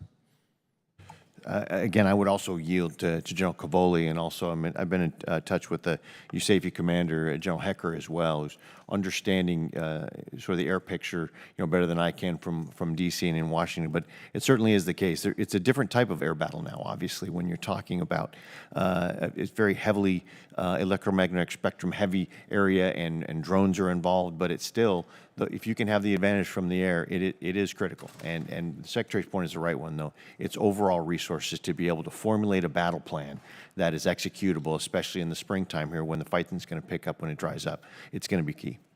Overall, I think, is a critical word that you use, because without this air superiority, frankly, winning isn't going to be possible. General, do you want to comment on that? We hear from General Cavoli routinely. I agree with his assessment. I agree with what you heard him say as well. We recognize that we're in a unique time frame. A land war of this size in Europe just has not happened for generations, and if we don't respond properly, it could only get worse. And I think we just have to recognize what it is we're standing for, what we choose to defend, and stand up and support it. And while I appreciate what Speaker Johnson's trying to do moving forward, even if he's successful, that's going to be weeks and weeks and weeks before we get something on the president's desk if we do it all. We have to act now, and it's urgent. And thank you for reinforcing that. I yield back. Gentleman's time's expired. Chair now recognizes the gentleman from Indiana, Mr. Banks. Thank you, Mr. Chairman. General Alvin, after falling short in 2023 for the first time since 1999 in your recruitment goals, the Air Force is on pace to reach those goals for 2024. What changed? Well, thank you for that, Congressman. We really attacked this aggressively when we saw the downslide happening, and we looked at several things. We looked at our policies to ensure that they were still relevant. We looked at some things that maybe we were being overly restrictive of, so we did a clean sweep of that. A couple things that were sort of as easy as falling off a log. Why, if you can decrease the time it takes to have someone who wants to be naturalized become a citizen, that attracts people in. If you can understand the height and weight measurement that was required to even be considered, and you can relax that to where it's consistent with the rest of the DoD standards, those are some simple things we did. But some other things that we're doing to follow up on that is we're ensuring that we can have the recruiters do more of the pounding the shoe leather time and not doing as much admin time. So there were several things we did, a little bit more targeted marketing, reaching out to other things. So it was really attacking on all fronts. And I think that, plus the fact that we're coming out of COVID and people are starting to wake up again and we're engaging. We put notes out to our wing commanders to get out to the community so people can actually see what their military can do for them. I think it was the compilation of all of those things that put us on the right path, and now we're making sure that we just don't rest on those laurels, and we're looking into the future to make sure we can sustain that. Would you say the Air Force has loosened its standards? I would not say loosened its standards at all. As a matter of fact, I'll give you the example. I talked about the body fat composition, and people think the body fat composition is a different standard. We had a body fat composition restriction before we'd even consider someone coming into basic training. Even though we'd advanced our basic training, better nutrition, better fitness, when we put those standards back to DoD standards, we enabled another 4,500 recruits to be able to come in. We have done longitudinal studies on those, and of those, only one did not make it all the way through. So we're making sure the standards and the quality sustain while we're actually opening the aperture to more Americans who can serve. Different story for the Air National Guard. Still below our recruitment goals. What are we doing to fix it? Well, the Air National Guard is also making gains. They had a little bit longer way to go. So part of the issue with the Air National Guard is we've had pretty high retention rates in the United States Air Force in the active duty, and some of that affiliation is how they get their numbers up as well.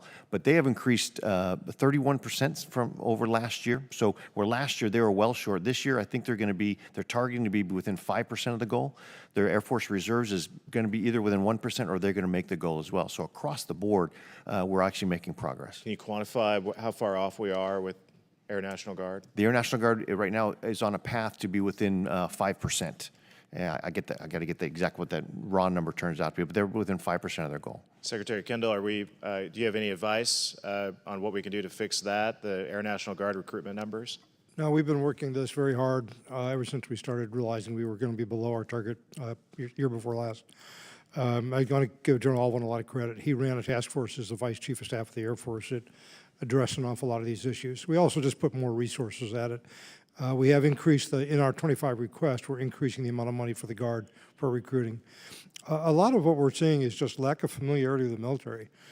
People don't have the same exposure they once did. So we're trying to reach out and get into communities much more, make people understand what we offer. I think there's some misperceptions about that we're trying to fight against. I've never been terribly concerned about this because I've always felt that we had management tools at our disposal to address the problem, and if we just put more resources on it and were thoughtful, we were going to work our way out of it. And that's exactly what's been happening. So I'm reasonably comfortable with, I'm very happy with the progress we've made, actually, particularly with the active and the reserve, and the Guard's not very far behind. I think we're going to be okay on this. Secretary, has the Air Force ever intentionally prevented itself from recruiting from children of military families or service members, veterans? Has that ever been an intentional Not that I know part of. of I mean, Air Force recruitment? a lot of our people come in because they've experienced the military through their family life. So I think we have a fairly significant proportion of people that come from that background. We encourage that. Yeah, you would agree, General? Absolutely. The biggest source of military recruitment are the children of military Absolutely. families. That's right, Congressman. So thank you. I yield back. Before I go to the next member, I want to pause and recognize the presence of one of our former colleagues, former chairman of the Strategic Forces Subcommittee, and my friend Jim Cooper of Tennessee. Welcome back, my friend. Good to have you. Mr. Kim, you're now recognized. Thank you, Mr. Chair. Good morning. Thank you all for coming on out.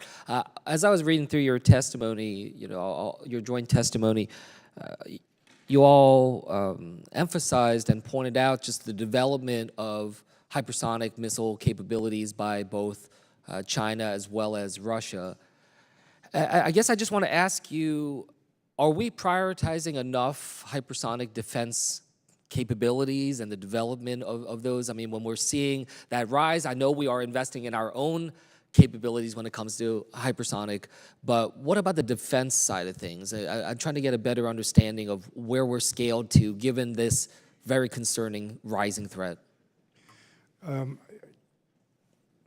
Defense against hypersonics is important to us because there are a lot of hypersonic weapons potentially targeting our air bases in particular.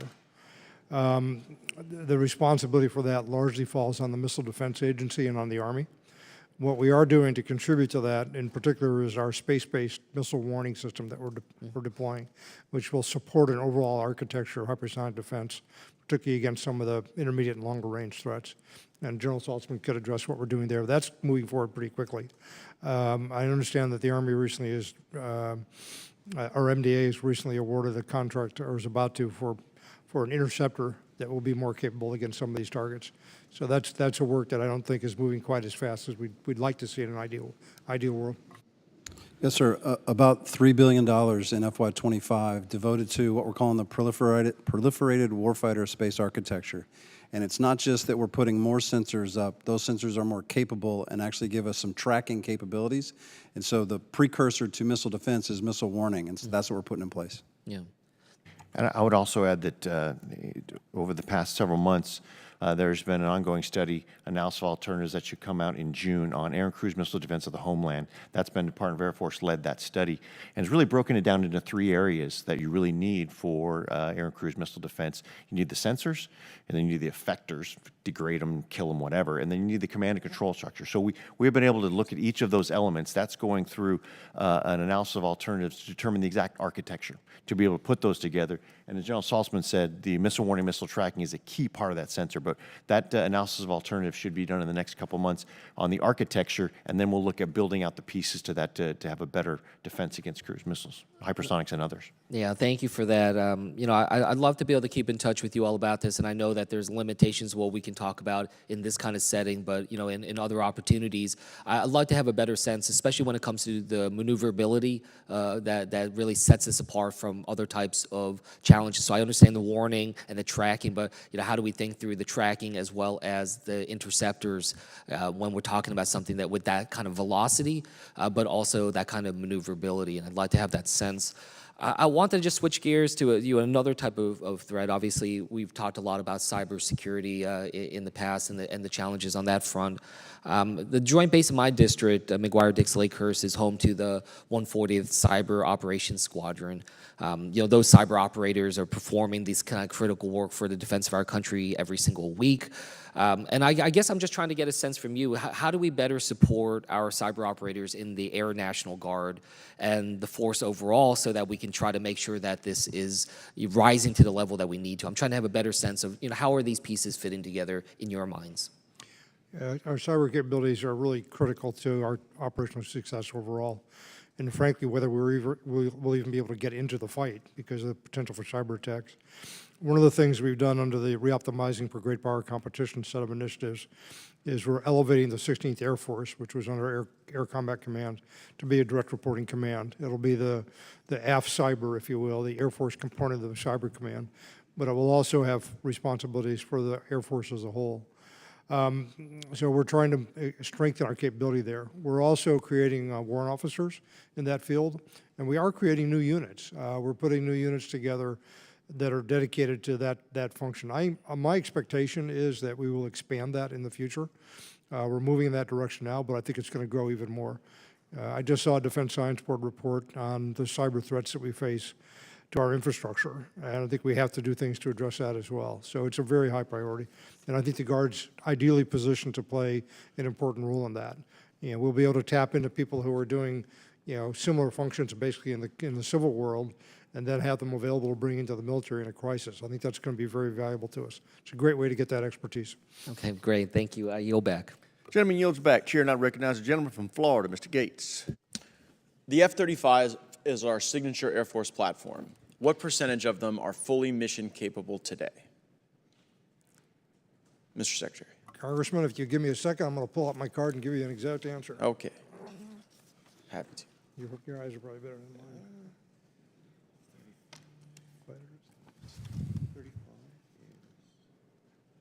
55% is the number we have for operational availability. Full operationally capable. 55%. for Is that, operational do you think that's a good number or a bad number? I think that's not a good number. Failing. I wouldn't put it quite in that category.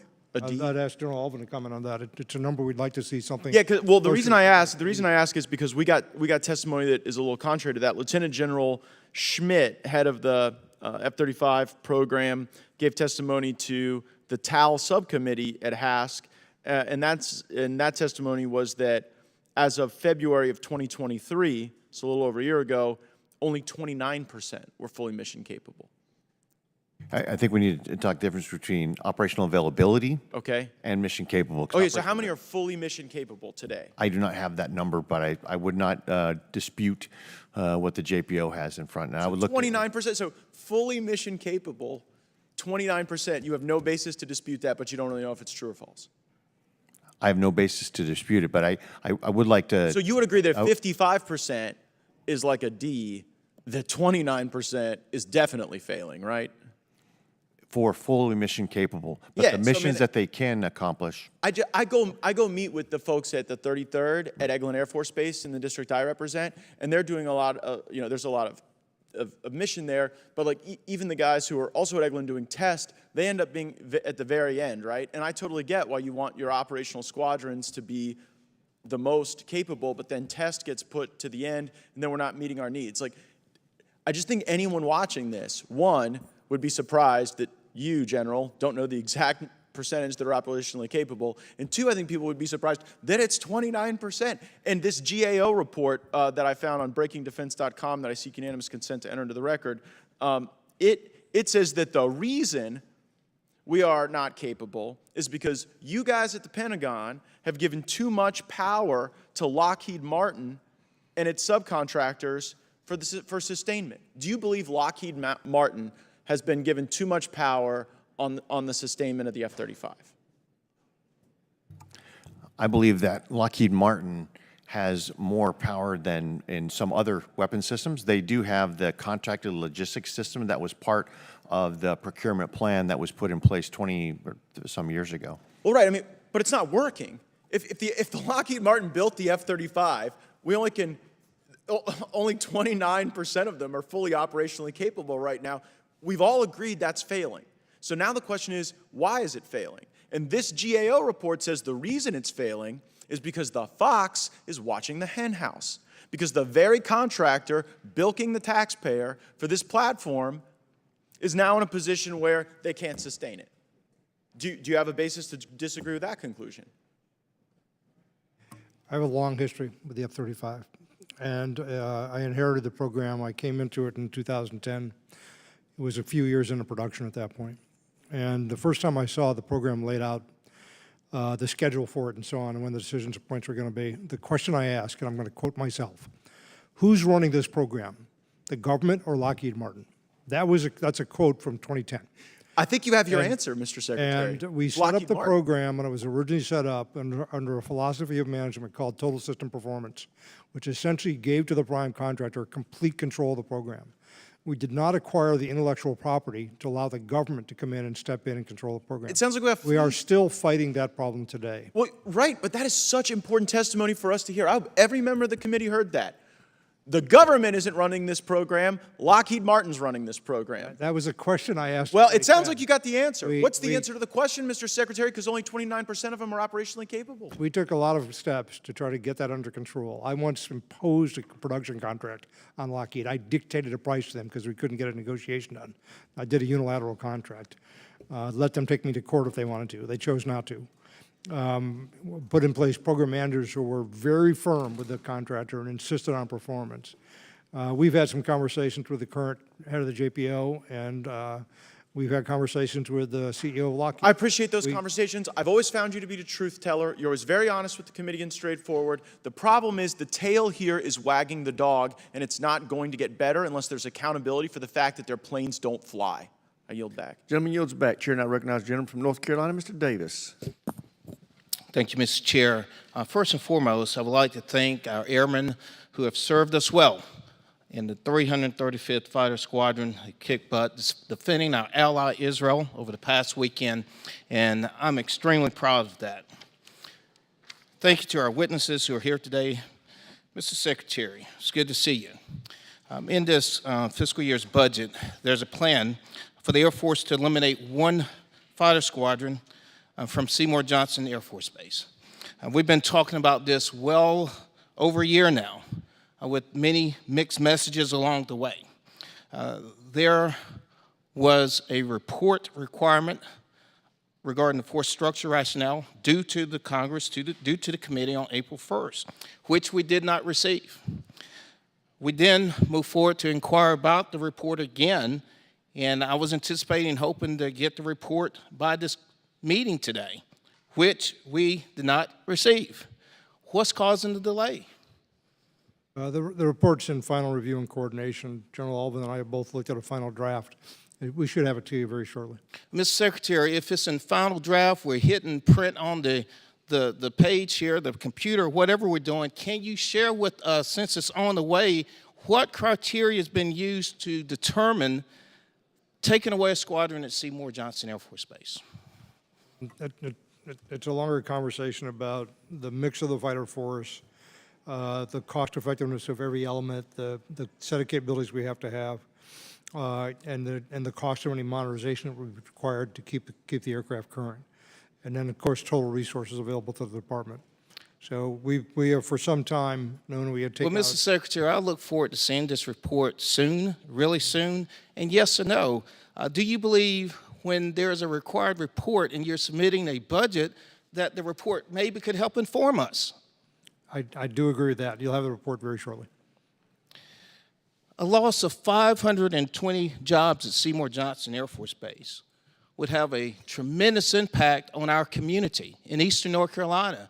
Most of the counties in our state are ranked Tier 1 counties, which are the most economically distressed. Congress has told the Air Force to modernize. I get it.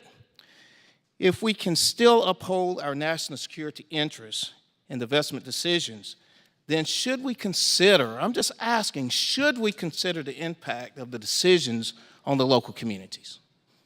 We do consider that impact when we make these decisions. How was that considered in this process? Well, we try overall to minimize those impacts. Unfortunately, sometimes they're unavoidable. Can you tell me the median income in Wayne County of Seymour Johnson Air Force Base? I cannot, Congressman. You don't know. Do you realize this is one of the most impoverished counties in a state in eastern North Carolina? In a region, our congressional district, we're 421 median income. I look forward to seeing that report. Are there alternatives when we look at what you're rolling out here to bring other missions to Seymour Johnson, to replace the jobs that will be lost, to take care of the impact of this community?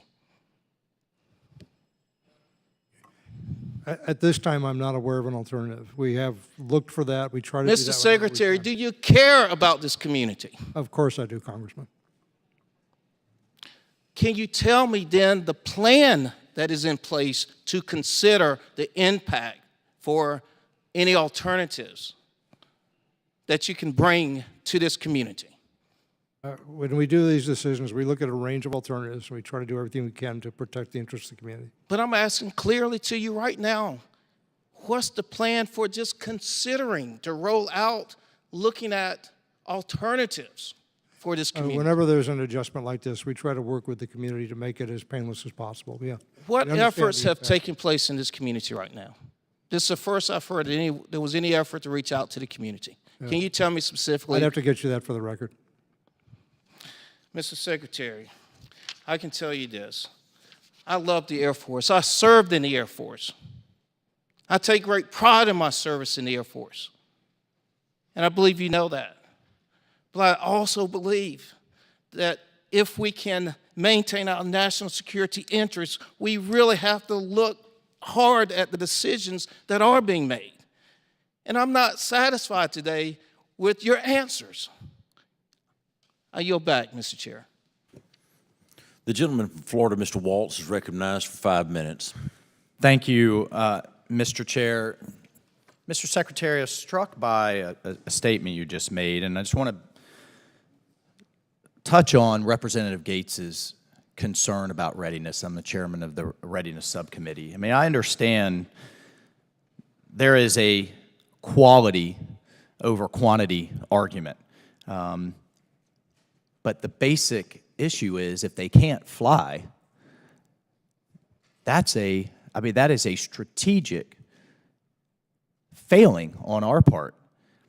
And I think the Pentagon has become so focused on, I know it's a balance, I know there's a pendulum swing, but on making these kind of handmade, bespoke, high-tech Ferraris. But sometimes you need a fleet of pickup trucks, and you certainly need, whether they're Ferraris or pickup trucks, that can operate in the desert and can operate out in the corrosive environment in the Pacific. So let's talk about some of your pickup trucks. The Air Force owns and operates DOD's largest fleet of commercial derivative aircraft. They use commercial parts. This, Mr. Secretary, is a bag of bushings. This bag of bushings, stamped out by machinists, they need a high school diploma.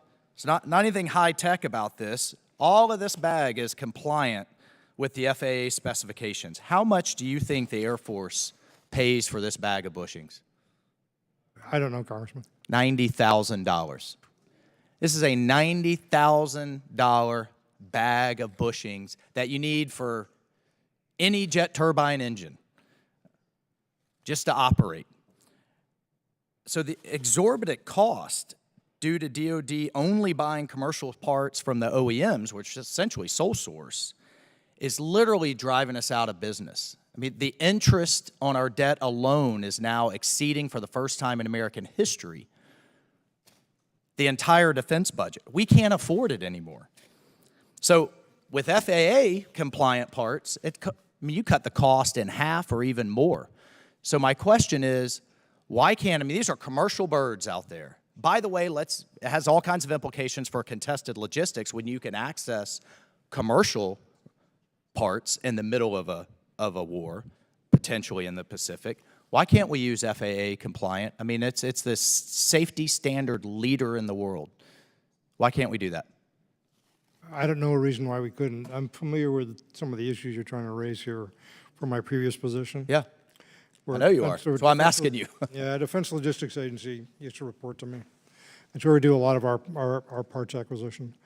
And we had an issue when I was there with people gouging us, basically, charging us too much for parts. And we ended up, I think, in court over it. What can we, just in the interest of time, Secretary, come back to us? How can this committee help you fix that? We literally can't afford the modernization, the recruiting, the basing, everything we need if we're paying $90,000 for a bag of bushings. I work with Dr. LaPlante on this because it's a systemic issue, and again, most of the parts buying is done through DLA. But you have the largest fleet of commercial birds that. Well, right? You've got the Ferraris, but these are the pickup trucks, so we should just be able to buy. What we have to be able to do is challenge the prices. And we have to have knowledgeable buyers who can understand when they're getting a ridiculous price and go in and ensure that they get. Let's work together on that. I just need, in the interest of time, I just want to move again to the recruiting and the Genesis program. I have here a quote that was given during the Air and Space Forces Association Air Warfare Symposium that basically says if you do the math, you're somewhere in the ballpark of 5,600 folks that we could have likely brought on if they weren't waiting on a medical approval, right? And now you have a program that digs into medical records, and so a kid who took ADHD meds because maybe his parents got divorced when he was 14 or 15 now can't get approved.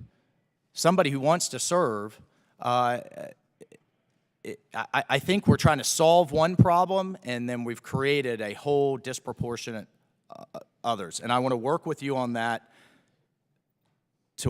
Let's fix the Genesis system and how it is affecting you. And then just in my question remaining, you are the only service that in your proposal proposed a cut in junior ROTC in high schools. Do you think that junior ROTC in high school is getting to this Gen Z, getting to them early about service, leadership, discipline, followership is helpful?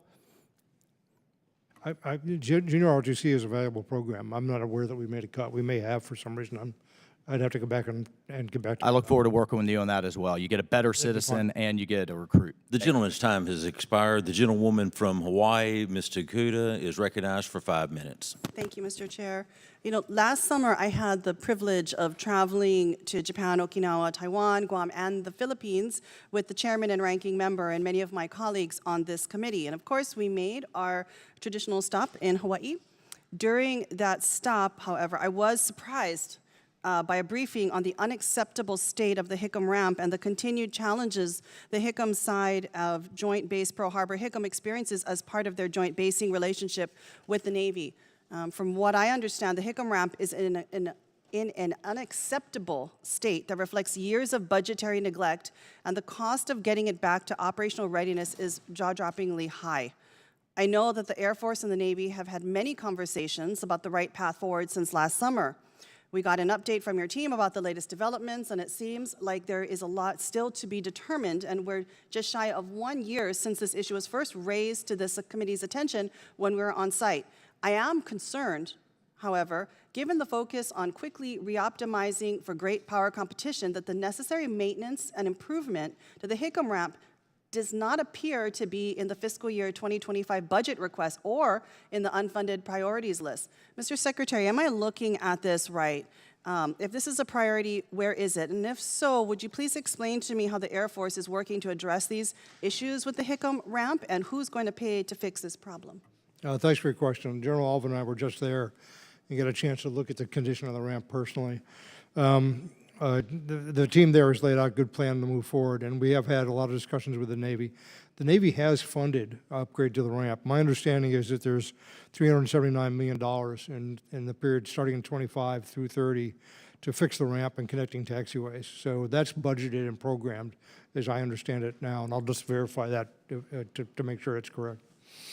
Yeah, that's what we understand with the Navy doing that. But we also, to the Secretary's point, we talked to the Airfield Authority. You know, Colonel Obianco there gave us a fairly in-depth brief about what needs to be done. And now, so we're following up on that trip to be able to ensure that we continue to work with the Honorable Chaudhry, our Installations and Environment Assistant Secretary of the Air Force, has been really driving this hard with his Navy counterpart. But now, understanding if there are other memorandums of agreement to where we can have different authorities to make sure we can help control the pace of how that ramp gets fixed, we're going to do that. So when can we anticipate operational readiness based on your conversations with the Navy, just given, you know, our proximity to the Indo-Pacific, our strategic role that we play? It's very concerning. I think it was concerning for the leadership of this committee to see the condition of the ramp. So when do we expect operational readiness to be in place? Well, again, this is military construction, so the military construction has to have the planning and design, get to 35% planning and design. It needs to get to 35% planning and design before I could even consider putting it on my unfunded priorities list. So it is going through that process now with the Navy, and we're going to look at how fast to move it based on the maybe the sequencing and the phasing of the design and the MILCON. But that's us working with the Department of the Navy. Well, my humble suggestion is to pick up the pace in terms of the urgency, because if we truly want to be ready in the Indo-Pacific, you cannot have conditions like this existing. So thank you for that, and we will continue to be in conversation with you and the Navy about this. You know, I think the issues with Hickam are illustrative of a broader, quite frankly, set of infrastructure sustainment challenges in the Indo-Pacific, and the reality of distributed operations requires relying often on infrastructure in less than ideal conditions, all in a non-permissive, contested environment. And so, Mr. Secretary, how is the Air Force managing and adapting to the risks inherent in infrastructure sustainment challenges in the Indo-Pacific? General Alvin and I got to see a lot of that firsthand. We visited Tinian, which is one of our hubs, our spokes rather, our more remote bases that we're in the process of clearing and repaving so that we can use that strip.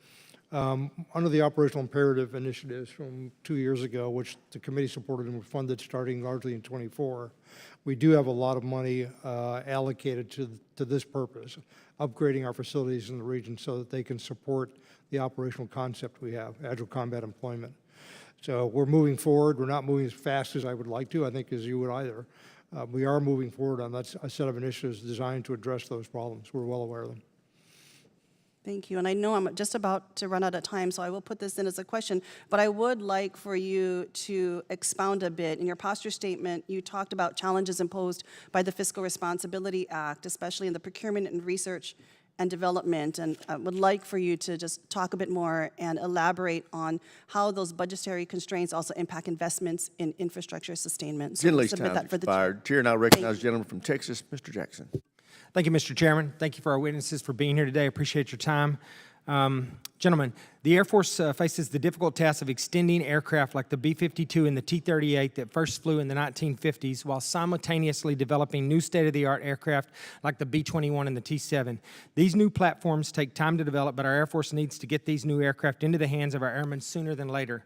General Alvin, last year I asked General Brown about the T-7 Red Hawk program and how we can get past the delays which have plagued this trainer. He said he was focused on the Air Force training pipeline because he needs airmen to be ready to train and fight. And that he had gathered the applicable groups in the same room to align their focuses and work on the issues of the T7.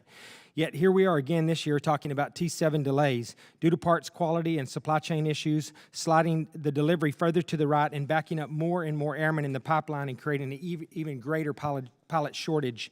As you know, the T7 will replace the aging T-38 fleet at Shepherd Air Force Base as part of the Euro-NATO Joint Jet Pilot Training Program, which is, of course, based in my district. This problem isn't only going to affect the U.S. Airmen, is my point here. Our NATO allies that participate in pilot training in Wichita Falls are very concerned about the impacts on their militaries as well. We have a responsibility to get this right, and it seems like this issue isn't getting the attention it needs from the Air Force, in my opinion. The original initial operational capability for the T-7 was supposed to be this year, 2024, but now the Air Force is looking at the second quarter of FY28. General Alvin, I'm going to ask you the same question I asked General Brown last year. What is the Air Force doing to overcome these delays and help our industry partners get the T-7 to bases like Shepherd Air Force Base more quickly, and how are we ensuring that we end this never-ending cycle of bad news on our new platforms like the T-7 trainer aircraft? Can you commit to me here that we will get these jets to Shepherd Air Force Base as quickly as we possibly can? Congressman, I'll start with the end one. Yes, as soon as we possibly can. We continue to work with Boeing and the T-7 unit. It's now in flight test, so we continue to move on. And as a former test pilot, I would hesitate to say that guarantees things are going to go as smoothly. Sometimes you do find things in flight tests that you hadn't before. There's a bit of the way that it was developed too, with the digital engineering being a bit new, that might cause new issues. It may allow us to go through testing more rapidly. But what General Brown said, he held to. We did put the right people in place. We are having a laser focus on it, trying to get past issue one at a time with the T-7 to ensure that we can bring that on as soon as possible. Now, in the meantime, we also understand, as you said, Congressman, we need to ensure that the T-38 can remain viable through then. And so, as part of my unfunded priority list, I had what the teams do I had our team go through a couple of sprints to look at what are the things that move the needle the most with respect to supplies to keep those J85 engine, to keep that refurbishment happening so we can keep that, which is a long pole in the tent for the T-38. So we're trying to tackle it on both ends, to be able to work with Boeing to accelerate and to do whatever we can to keep that T-38 flying so we can keep that pipeline of airmen, American and allied and partner nations as well. Well, I'm committed to working with you on that. I think that we're headed for conflict somewhere in the world pretty soon, and we need to be ready to go, and we're not. The Air Force was the first service to start with the nacelle improvement program on its fleet of CV-22s, and it serves as a prime example of how targeted investment can yield exceptional results. From the data that has been provided to my office, the nacelle improvement program has saved 10,000 maintenance man-hours to date and has improved the ratio of man-hours to flight hours by 200%. The Air Force's decision to invest in this program and ensure we have the most capable inventory of airframes on the flight line for our service members is a model I believe the other services should follow and move expeditiously to adopt. While improving the quality of aircraft for the service member, it's also saving crucial resources at a time when budgets are going to be heavily constrained. General Alvin, while I realize that our time here is limited, I would like to ask if we could find a time for you to come by my office at some point in the future and discuss with me in detail what your plans are for the fleet of B-22 aircraft in the Air Force and for the next generation of tilt-rotor aircraft. We're manufacturing the B-280s, as you know, in my district, Bell Helicopter, in the Army's program, which I've been a big proponent of, and I'd like to see the other services follow that as well. However, with the time we have here today, General Alvin, how do you envision the role of the CV-22 when we think about Indo-Pacific theater, and what operational capabilities does it provide to our Air Force that are difficult to replace? Well, Congressman, I will tell you that in the aftermath of the accident and now getting those back to flying again, General Bauernfeind is doing a comprehensive review. And as part of that, we are looking into all those things, from getting them back to flying, which is most important, safely and back operating, to look into the future of the CV-22. So, Congressman, I definitely take you up on your offer to be able to talk about that and the future, how we anticipate going forward with the CV-22 at the conclusion of that comprehensive review, which should be in the next 2 months. Gentleman's time's expired, Chair, and I recognize a gentleman from Texas, Mr. VZ. Thank you, Mr. Chairman. I wanted to ask General Saltzman, General Alvin, have y'all ever heard of the term pseudofolliculitis? Okay, you've heard of the term pseudofolliculitis. I wanted to ask you, because a lot of people don't know about this, but it's a skin condition that for people that have ingrown hairs, mainly in black men, and so when they shave, it can cause pain and discoloration. You can see discoloration under my neck right now. I love a good shave, but you can see this discoloration that's under my neck right now. And I wanted to just ask you, what are the current policies regarding shaving waivers in the Air Force and the Space Force? And what sort of accommodations are you looking at? And I want to be 100% clear. I mean, I have a high school senior. I tried to get him to join the Corps Cadets at A&M. He wasn't interested. And so I believe in military service and understand the uniformity that you're trying to get everybody to be the same and you shave their hair. So I'm not trying to change that. I respect that and understand why that needs to be in place. But this is obviously a very, serious issue and has affected men's careers. I have a pastor in my district that I'm trying to help. We're doing casework for him right now, trying to help him because of his discharge status, because of this issue that he had with shaving. And so just wanted to get a better understanding of how these waivers work. Well, Congressman, we do have, and more recently, we've sort of raised the awareness of the waiver process. And so that if you have that condition and you go to see the medical professionals there at the medical treatment facilities, they grant you the verification that that's a medical condition and you're granted the waiver. And I believe the number of shaving waivers for this particular condition, I'd like to get you the exact numbers, but it's gone up by a degree of, I would say, almost 50% increase in the past several years because of the awareness of that. And so we have an increased number of shaving waivers, and we have an increased number of those who are now complying with the waived ability to have a beard. Are you pretty confident that it's not affecting people's careers and discharges now? Have you all looked into that? Because even though someone may get a waiver, you also want to make sure that there may be someone else that's not resentful of them getting the waiver, because and we deal with this sort of stuff on this committee all the time. There's always a group of people that, well, it's been this way for 100 years and I don't understand why we got it, you know what I mean? And so when trying to work through that sort of thing can be a career impediment to someone being able to advance. And so is it something that everybody is embracing and understanding the importance of these waivers? Yeah, Congressman, I would say it is. I would also say it's a work in progress, because along the same line, there is also an increase in requests for religious accommodation along the same lines. And so not my concern, but my interest as the chief is to ensure that we respect that and we honor that. So not only do we ensure that those who qualify for those actually achieve those the exceptions to policy and the waivers, but we also make sure that others aren't exploiting it. Yeah. So we need to make sure on both sides of that. General Saltzman? Yeah, I think General Alvin said it just right. The key is, one is having a good process to grant the waivers expeditiously and appropriately. And then second is remove any stigma and make sure that those people that are accommodated are still respected and there's no adverse impacts. That's start of that is sensitivity towards it.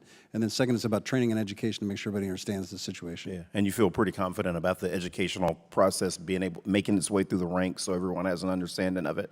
I like the way General Alvin said it. I think it's a work in progress because we got to reach the entire group of people, but I think we're making the right strides. Okay, good.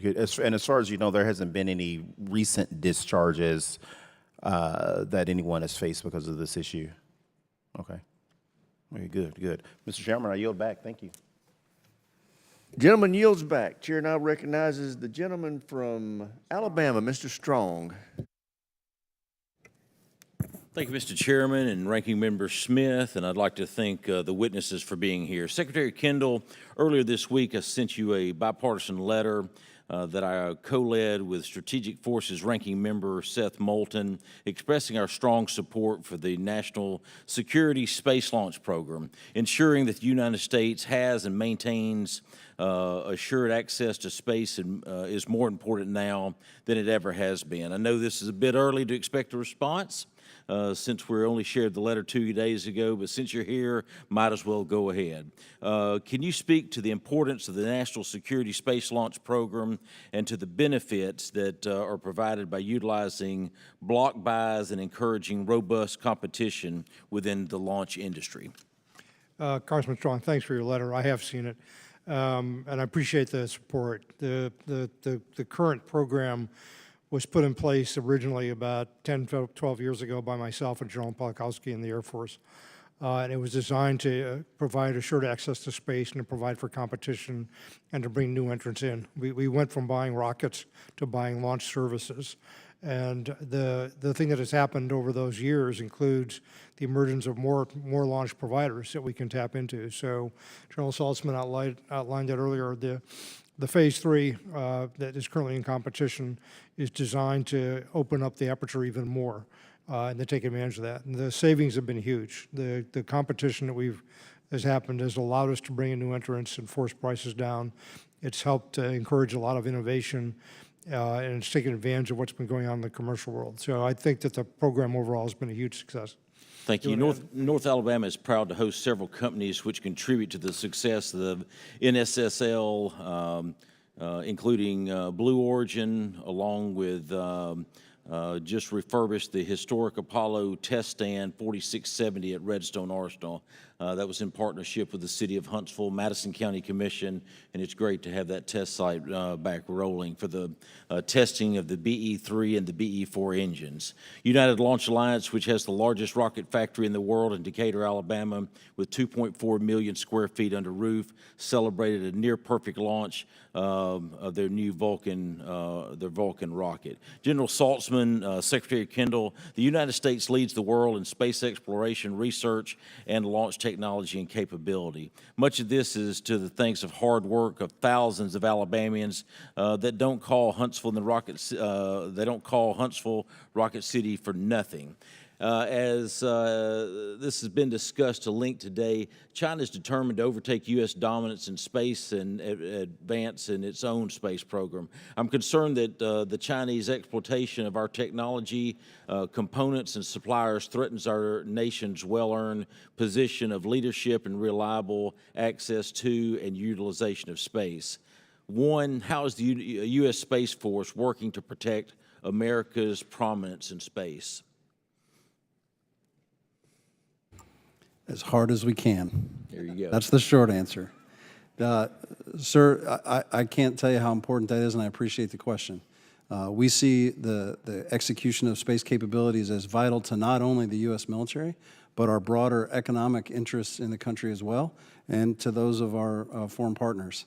But we are now in a contested domain, and we have to think about it differently. So what used to be relatively simple to assure in space is now complicated. So we are building more resilient architectures to account for the fact that space is contested. Secondly, our adversaries are using space against us and threatening the joint force, something I can't stand for. And so we're working hard to put counter-space capabilities in place to deny our adversaries those advantages. Thank you. How are we protecting against U.S. intellectual properties from being stolen and used against us? Is there anything in place to stop or hold U.S. companies accountable for taking adversary investments or succumbing to adversary influence? The short answer is yes. There's a CFIUS process that I think you're familiar with, which reviews any business deals that involve acquisition of U.S. companies, particularly by possible hostile ownership. We also use contractual obligations to protect intellectual property, and we require cybersecurity protection by companies that we deal with to a certain level to ensure that their property is not as easily stolen. We're under assault, basically, by China in particular, but also to a certain degree by Russia and others to acquire our intellectual property. It comes in the form of cyber assault, it comes in the cyber attack, and it comes in the form of acquisition of companies to acquire the technology. It comes in the form of illegal ways of buying through third. Gentleman's time's expired. So Chair, it's now a- recognize it's a the gentleman from New Mexico, Mr. Vasquez. Thank you, Mr. Chairman. Thank you, Secretary Kendall and General Saltzman and Alvin for taking the time to be here today with us. I have the privilege of representing New Mexico's 2nd District, home to Holloman Air Force Base in the 49th Wing, where we train the next generation of F-16 fighter pilots and MQ-9 operating crews. Now, I'm not going to ask you directly about this, but I did just want to bring this issue up with you today, and for the record, that we recently lost over 50 MQ-9 contractors that are part of the pilot training program, and we have heard conflicting reports both from base leadership and from the MQ-9 contractors who are former Air Force pilots themselves about the operational readiness of the MQ-9 program as it stands today at Holloman Air Force Base because of the loss of some of this this potential contract that was not renewed, which we are still fighting for. So I want to bring that up to your attention. Holloman is also home to the high-speed test track. It's one of the Department of Defense's most valuable tools to test and evaluate hypersonic weapons. In March, George Rumford of the Test Resource Management Center testified before this committee and spoke about the questionable future of the 70-year-old asset that was originally designed to test airplane ejection seats. He told us, quote, "If we're really going to test hypersonics, we're going to need a new track capability in our nation." Base leadership at Holloman has also echoed a similar sentiment that the track is outdated and a new one is needed to meet the testing demands of the future. Secretary Kendall and General Alvin, the Air Force has considered proposals for the reconstruction, modernization, or complete replacement of Holloman's test track, but we're not seeing any traction. Could you provide us an update on what the Air Force's long-term plans are for the future of this test track? Yeah, we're aware of the importance of the track. Obviously, it is a very important asset, and there are concerns about its aging and its capabilities. The Test Resource Management Center for the Secretary of Defense, part of the Undersecretary of Defense for Acquisition Sustainment's office, is in the early planning phases about what to do about Holloman. One thing that's under consideration is a second track, which would have some features that the existing one does not. So it's under active review and consideration right now, but it's still in the early phases of doing that, I think. Thank you, Secretary, and I appreciate updates to our community in Alamogordo, Doña Ana County, and Otero County as to the future of the track itself, in particular, because it impacts jobs in the community, but also, obviously, with the emphasis and the budget request for hypersonic testing, we want to know if we're going to be part of the solution to test these weapons in the future. Secretary Kendall and General Alvin, given Holloman's ability to conduct control and competitive and repetitive hypersonic testing, what would it mean for the department to lose access to this track? It's an important research capability for us. General? I concur. It's one of those that we certainly anticipate using into the future, needing hypersonic tracks and those high-speed tracks. We're not going to be going slower. Thank you, General. With my remaining time, I want to focus on housing issues at Holloman Air Force Base. Now, we were proud to secure a 6% increase in housing allowance from 2023 levels for service members at Holloman, but rural communities like Alamogordo continue to face challenges to meet our housing demands. Now, I recently heard from base leadership that despite the improvements ongoing at Holloman, we're still facing a housing shortage of about 1,100 people. Does the Air Force have plans to increase collaboration with the city of Alamogordo, with local nonprofits, and with other entities to construct additional housing? And if not, what steps are you taking to address this issue to make sure that the readiness of our airmen and women and their families is met with the dignity that they deserve to have adequate housing? We'll work with the community to address that concern. I don't know that that's happened yet. I was not aware of the problem at Holloman and or at Alamogordo specifically. There is a housing requirements market analysis going to be conducted this summer, and I think we can use that as a basis by which to move forward with the community. Thank you, General. Thank you, Secretary. I look forward to working with you on those issues and continuing to work with the base leadership at Holloman to make sure that I continue to be their advocates and bring these issues to your attention. Mr. Chairman, I yield back. Thank you. Gentleman yields back. Chair now recognizes the gentleman from Texas, Mr. Luttrell. Thank you, Mr. Chairman. Good morning, everyone. And thank you greatly for your service. General Alvin, this might be for you or for the Secretary. I'll talk about the A-10s, which I don't know if that's a source of contention with you guys, but I'm a big fan of the A-10 platform. And if I'm reading it correctly, we went from discontinuing the plane in the 2030s, late 2030s to 2028, correct?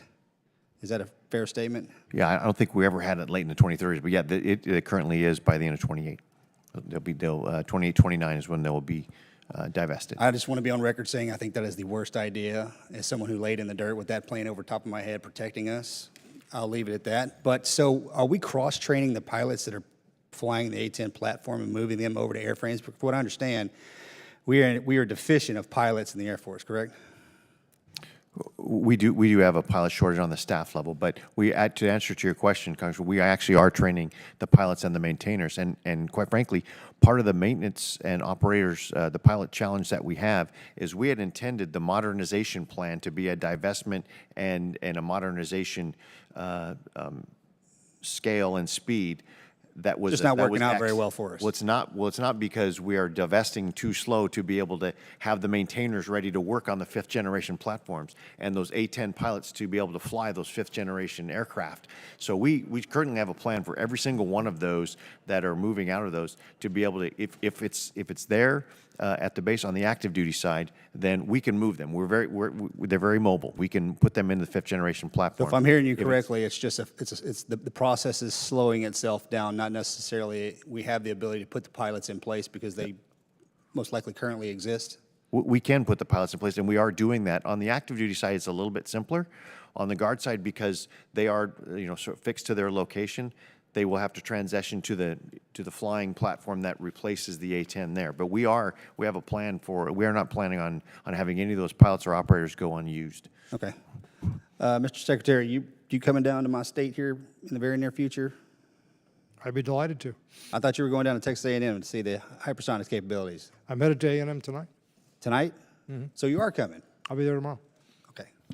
Well, I'm excited to, if you wouldn't mind, I'd like to meet with you after the fact to get your thoughts on what Texas A&M is doing in the hypersonic in that space.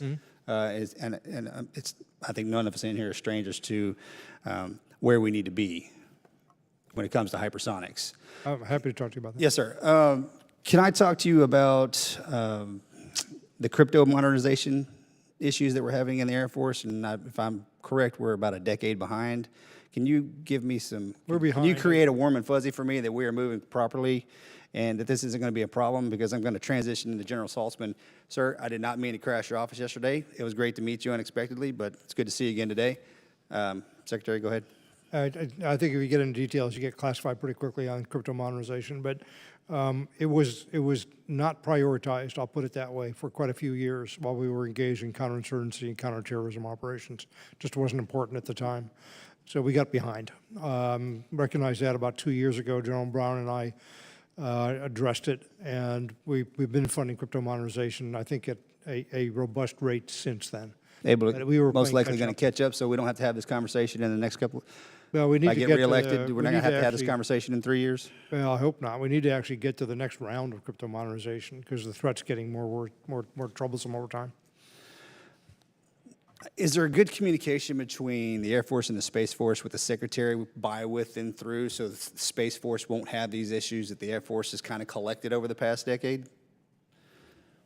I think I'll let my colleagues answer that question. I think we have a lot of close cooperation. We're in all the same meetings to make sure we understand Okay. exactly what the challenges are. We build our budgets together to make sure they're synchronized so that we can roll out the capabilities in a comprehensive way. Okay, I would just hate for us to walk into a dead end or fall on a sword when we don't have to. If we could take lessons learned not only from the Air Force but the other services. My mantra, Secretary, has been one team, one fight. Yeah, And it one team, one applies dream. I like it. Okay, thank you, sir. Thank you all. Mr. Chairman, I yield back. Before I go to the next one, I want to be able to say I got the chance to tour Texas A&M, their Bush Combat Development Facility. They're not only doing some really cool hypersonic research out there, but some directed energy research that's fascinating. I'm a big fan of that, and also the railgun. So there's just a lot of stuff that Texas A&M's doing. I've got a full day there. They're going to show me all that, I think. You'll come away impressed. It's pretty impressive. Now we have Mr. Horsford of Nevada is recognized. Thank you, Chairman Rogers, and to the ranking member for this hearing. Secretary Kendall, it's great to see you again, and General Alvin, congratulations on your recent promotion. I look forward to working with you in your new position. My district is home to Nellis Air Force and Creech Air Force bases, which combined host over 15,000 military members and thousands of families who call Nevada home. General Alvin, I've asked this question to Secretary Kendall and your predecessor, so I want to make sure I get your perspective on it as well. What role do you see Nellis Air Force Base and Creech Air Force Base playing as part of our national defense strategy?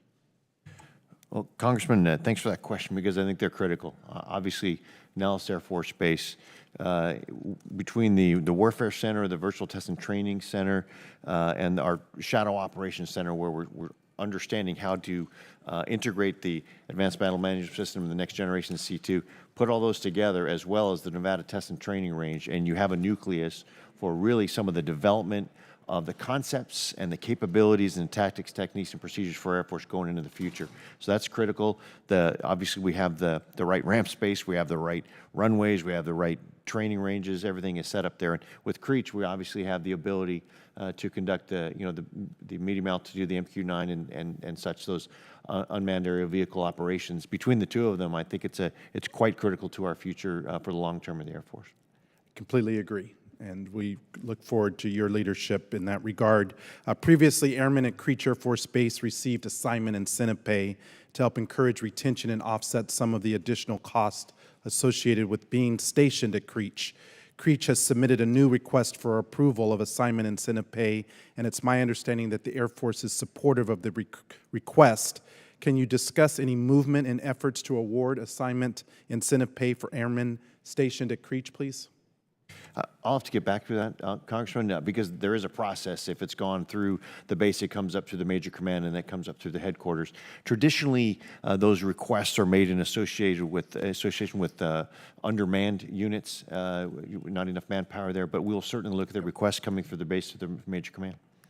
Yeah, and it is because of the unique element of what they do. It's not so much that there are fewer people, it's that the unique elements of what they do and that they have to go home at the end of their deployment every single day. And they need the wages to keep up with the cost of housing and childcare and other demands. So if we could factor that into the criteria, I'd appreciate it. Access to safe, secure, and affordable housing is another concern of the constituents that we represent. As recruits consider military service, the availability and affordability of adequate housing is a concern. Nellis Air Force Base is among the installations with the highest levels of unmet housing need. This time last year, that unmet housing need meant that young airmen were being released into off-base community housing after 11 months. It concerns me that since then, the issue has only worsened, with airmen now being released after only 8 months. I don't have to tell any of you, but 8 months is very short of the Air Force's requirements of 36 months time in service. General and Secretary, can you speak to the importance of ensuring adequate housing availability for both recruitment and retention of our military members, and what is currently being done to address the needs of our young, unaccompanied airmen at installations such as Nellis? It's a priority for us, and we're making a substantial investment in that area in our overall budget. For Nellis specifically, we just did a dorm renovation there for about $4.5 million, and we are working on the potential to address the dormitory deficit with additional construction. So 2 dormitories at Nellis are being considered for MilCon right now. Now, those 2 replacements, so you have the renovation. I know, and thank you to the chairman and the ranking member for working with me on the prioritization of those new dormitories, but we have older dorms that are coming out. So it's just like in public housing, you're really not adding to the supply, you're replacing supply that has come off the market, if you will. So I really need leadership in the Air Force to understand this dynamic. The unique element at Nellis, being off base is not affordable, and in some cases it's not safe. It's not in the best interest of the airmen and their family and our national defense. So I would really encourage leadership to work with me in this regard, and thank you to the chairman for your leadership as well. Gentleman's time's expired. Chair, and I recognize the gentleman from Colorado, Mr. Lamborn. Thank you, Mr. Chairman. Thank you all for being here and what you do for our country. General Saltzman, I'd like to ask you about an issue, a problem that has come up in our launch of national security assets, and especially because it's indicative of a larger problem that we have. There is the certification that United Launch Alliance is doing for the Vulcan. They need a second successful flight to complete that certification process. And they have a payload built by Sierra Space, the Dream Chaser. So everything was on a good track, except the June date looks like it's going to have to slip 3 months to September because of an environmental assessment that has to be done according to the FAA for not the reentry site at Patrick, where it will land, Kennedy Space Center, but at Vandenberg, which is a backup place. Now, Vandenberg has been firing missiles for over 60 years. And it was a backup, I believe, for the space shuttle, or maybe it was the actual, I don't know which, but it's been a backup or a landing site as well as a launch site for all kinds of missiles over the years. And yet the FAA is calling for a new environmental impact statement. And you all were complaining, rightfully so, about how China is threatening to overtake us. Well, this is a self-imposed wound. You know, we have these, in what I believe are excessive regulations, in this case environmental regulations, that are slowing down a national security launch capability that's going to hurt our ability to get assets into space or slow them down. And first of all, I don't like these regulations being there in the first place, but if they're there, you've got to find a way to cut through the red tape and get the job done. So why is this even a problem, and why are we facing these kinds of delays when we look at China and they're just moving so fast and overtaking us? Well, I appreciate the question and the concern. I share the concern with some of the interagency processes that we go through. I can't speak in detail about the FAA certification process on this. I'm happy to dig into it. We do this on a number of cases where we're trying to accelerate the licensing and certification of capabilities. I'm happy to get back to you with a more specific answer from the FAA. Would either of the two of you like to comment on this? We'd have to look into the details of what you described. I'm not familiar with it. That type of problem does come up, and we have to work our way through, as you said, the red tape when it does. You know, there are various organizations with jurisdictions that are affected by this. I was just at Boca Chica, where SpaceX has been waiting to work with the Interior Department on some of the environmental concerns associated with launching there, and it was a significant delay. And so these things are something we just have to work through under our existing set of regulations.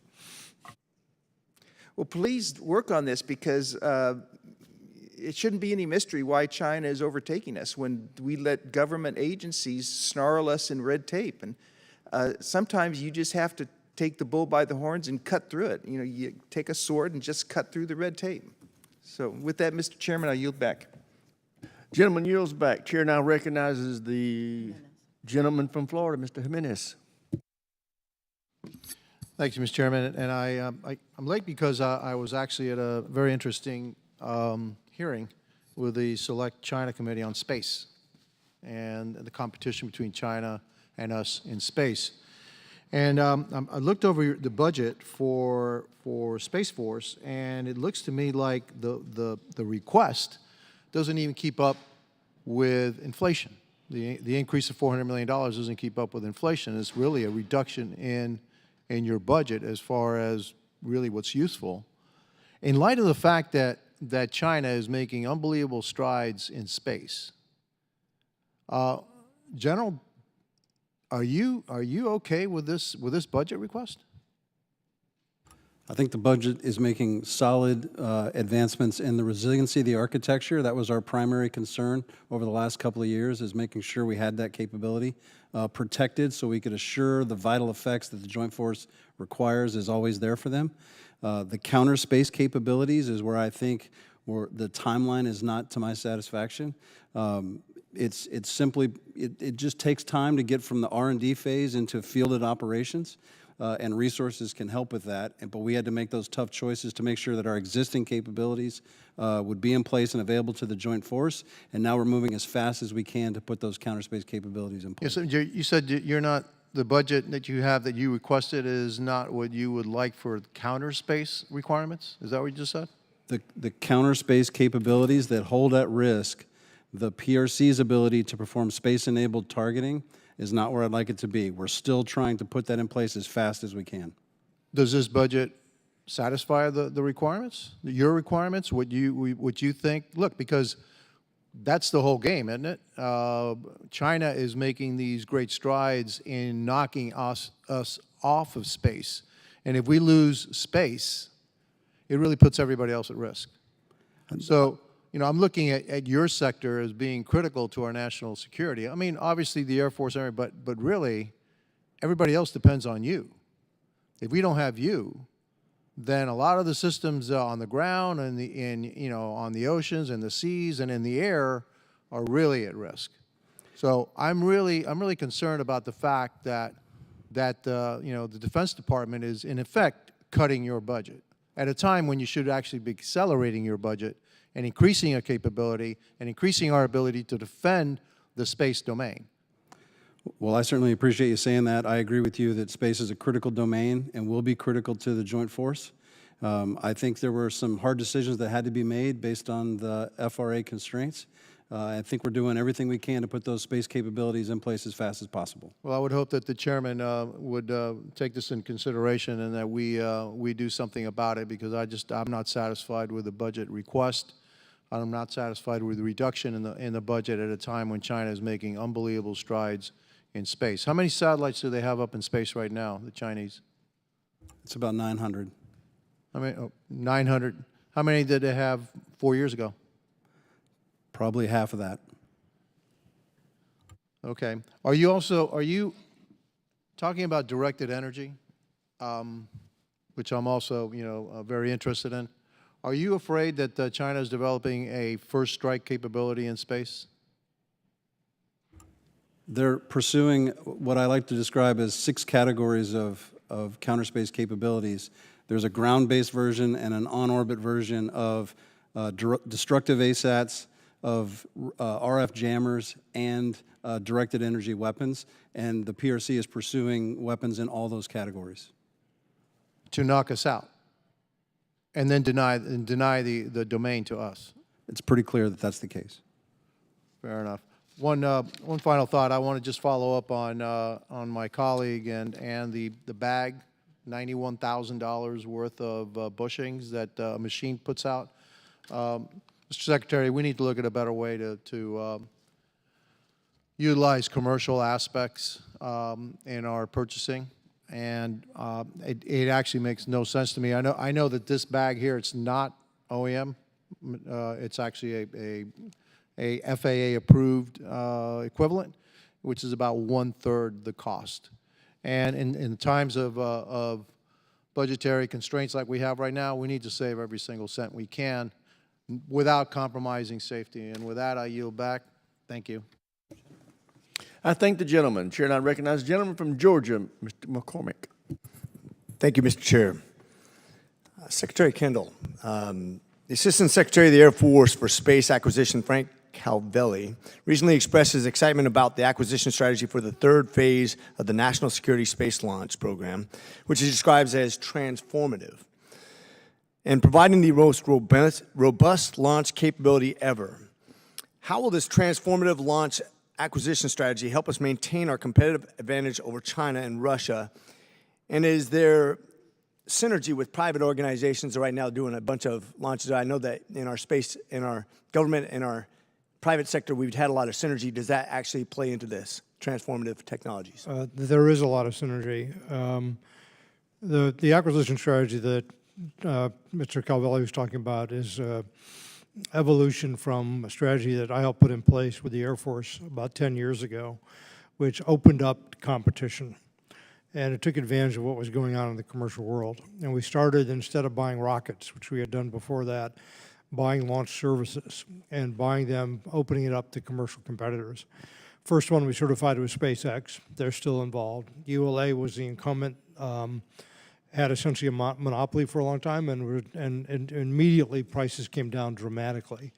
There's also spurred a lot of investment in technology. So where we are today with the phase 3, as it's called, which is currently working its way through source selection, we have a lane for our most important payloads, where we want to have very high mission assurance, and we want to have suppliers there who have demonstrated conclusively that they are going to be reliable suppliers. Great. Then we have a lane for others, for our less high priority missions, which is going to be wider, open to more participants.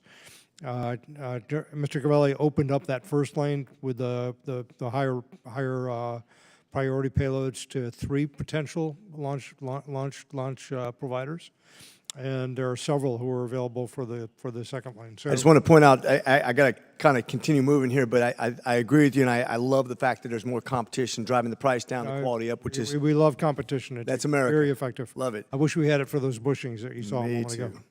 General Salzman, you recently announced the Space Force's goal of establishing a new Space Force Futures Command.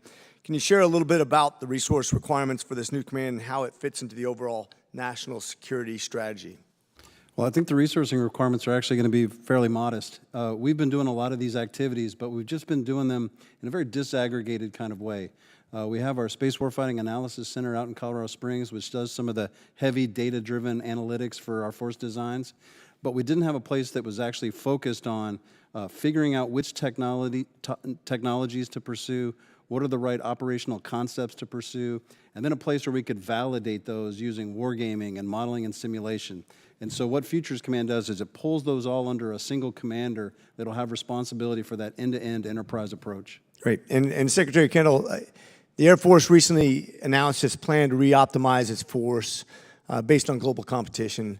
However, shortly afterwards, the Defense Appropriations Bill for fiscal year 24 was published, citing concerns regarding the Air Force justification for reorganization, which concerned me too. Do you have any concerns with the current plan to redesignate funding for this as congressional special interests interject itself? We understand the Congress's concerns, and we're going to work very closely as we develop detailed plans with the Congress and meet the requirements of the law. I understand the nervousness, if you will, about moving people and organizations around and making fundamental changes. We're going to try to avoid that. We're going to try to keep the cost to a minimum, but there will be some we're going to want to work with the Congress on that. So I don't have any problem with the provision in law that was enacted, and we're going to comply with it, and we're going to try to lean forward to work closely with the Congress so that there's plenty of advance notice about anything that we're thinking about doing. What's the biggest challenge in reconciliation between those two maybe conflicting viewpoints as far as moving forward and reorganizing in a way that's going to be effective? I don't see a fundamental conflict. We tried to communicate to the Congress what we intended to do before we announced our decisions. We hadn't planned all the details yet at that time. We're still working on that. And as we go through that, we're going to work closely with the Congress. Great. And General Alvin, I'll talk to you offline. I'm almost out of time right now. I want to talk to you about your medical stuff, since near and dear to my heart as a former Navy ER doc. We got some issues in the Air Force, but we'll talk later. Thank you. With that, I yield. Gentleman from Guam, Mr. Moylan, is recognized. Thank you, Mr. Chairman. Secretary Kendall, you provided our office with Typhoon Mawar recovery cost estimate. I thank you for that. And in the statement, there's approximately $1.3 billion in FSRM and $7.9 billion in MILCOM. I assume this covers base housing, and if so, the economic benefit for my constituents would be great, and it would reduce the Air Force reliance on local housing markets. That said, can you please elaborate on some of the specific housing projects that involved with this line of accounting? Congressman, I'm going to have to get back to you on the record for that. I'm not in a position to go into the details on that. What you just held up is our estimate for what we need to do as a result of Typhoon Mawar. General Alvin and I were just there, as you know, and we saw some of that damage firsthand. We were working within the department to put together a supplemental to try to address those issues. That we haven't been able to move that forward yet, but we hope we can still do that. Guam is a hugely important base to us. Anderson Airfield is very important to us. There were a lot of plans to increase the capacity and the resilience of the base. So we need to move forward on both of those fronts to get to where we need to be for such a critical hub in the Pacific. When those numbers come through, I'll be really interested to review. I appreciate that, and thank you for visiting the island as well. Next question, General Alvin. The University of Guam has an Army ROTC program, which has produced amazing officers and leaders who have positively impacted our island. That said, I wonder if there's any opportunity to expand an Air Force ROTC branch. Would you be able to speak on some feasibility of offering Air Force ROTC to our college students who attend the University of Guam? Yes, thank you for that, and we certainly can. Of course, our Air Force ROTC program is run through Air Education Training Command and Air University, but certainly we have 145 detachments across, and so just an application from the university and a conversation, we'll certainly be willing to take that on.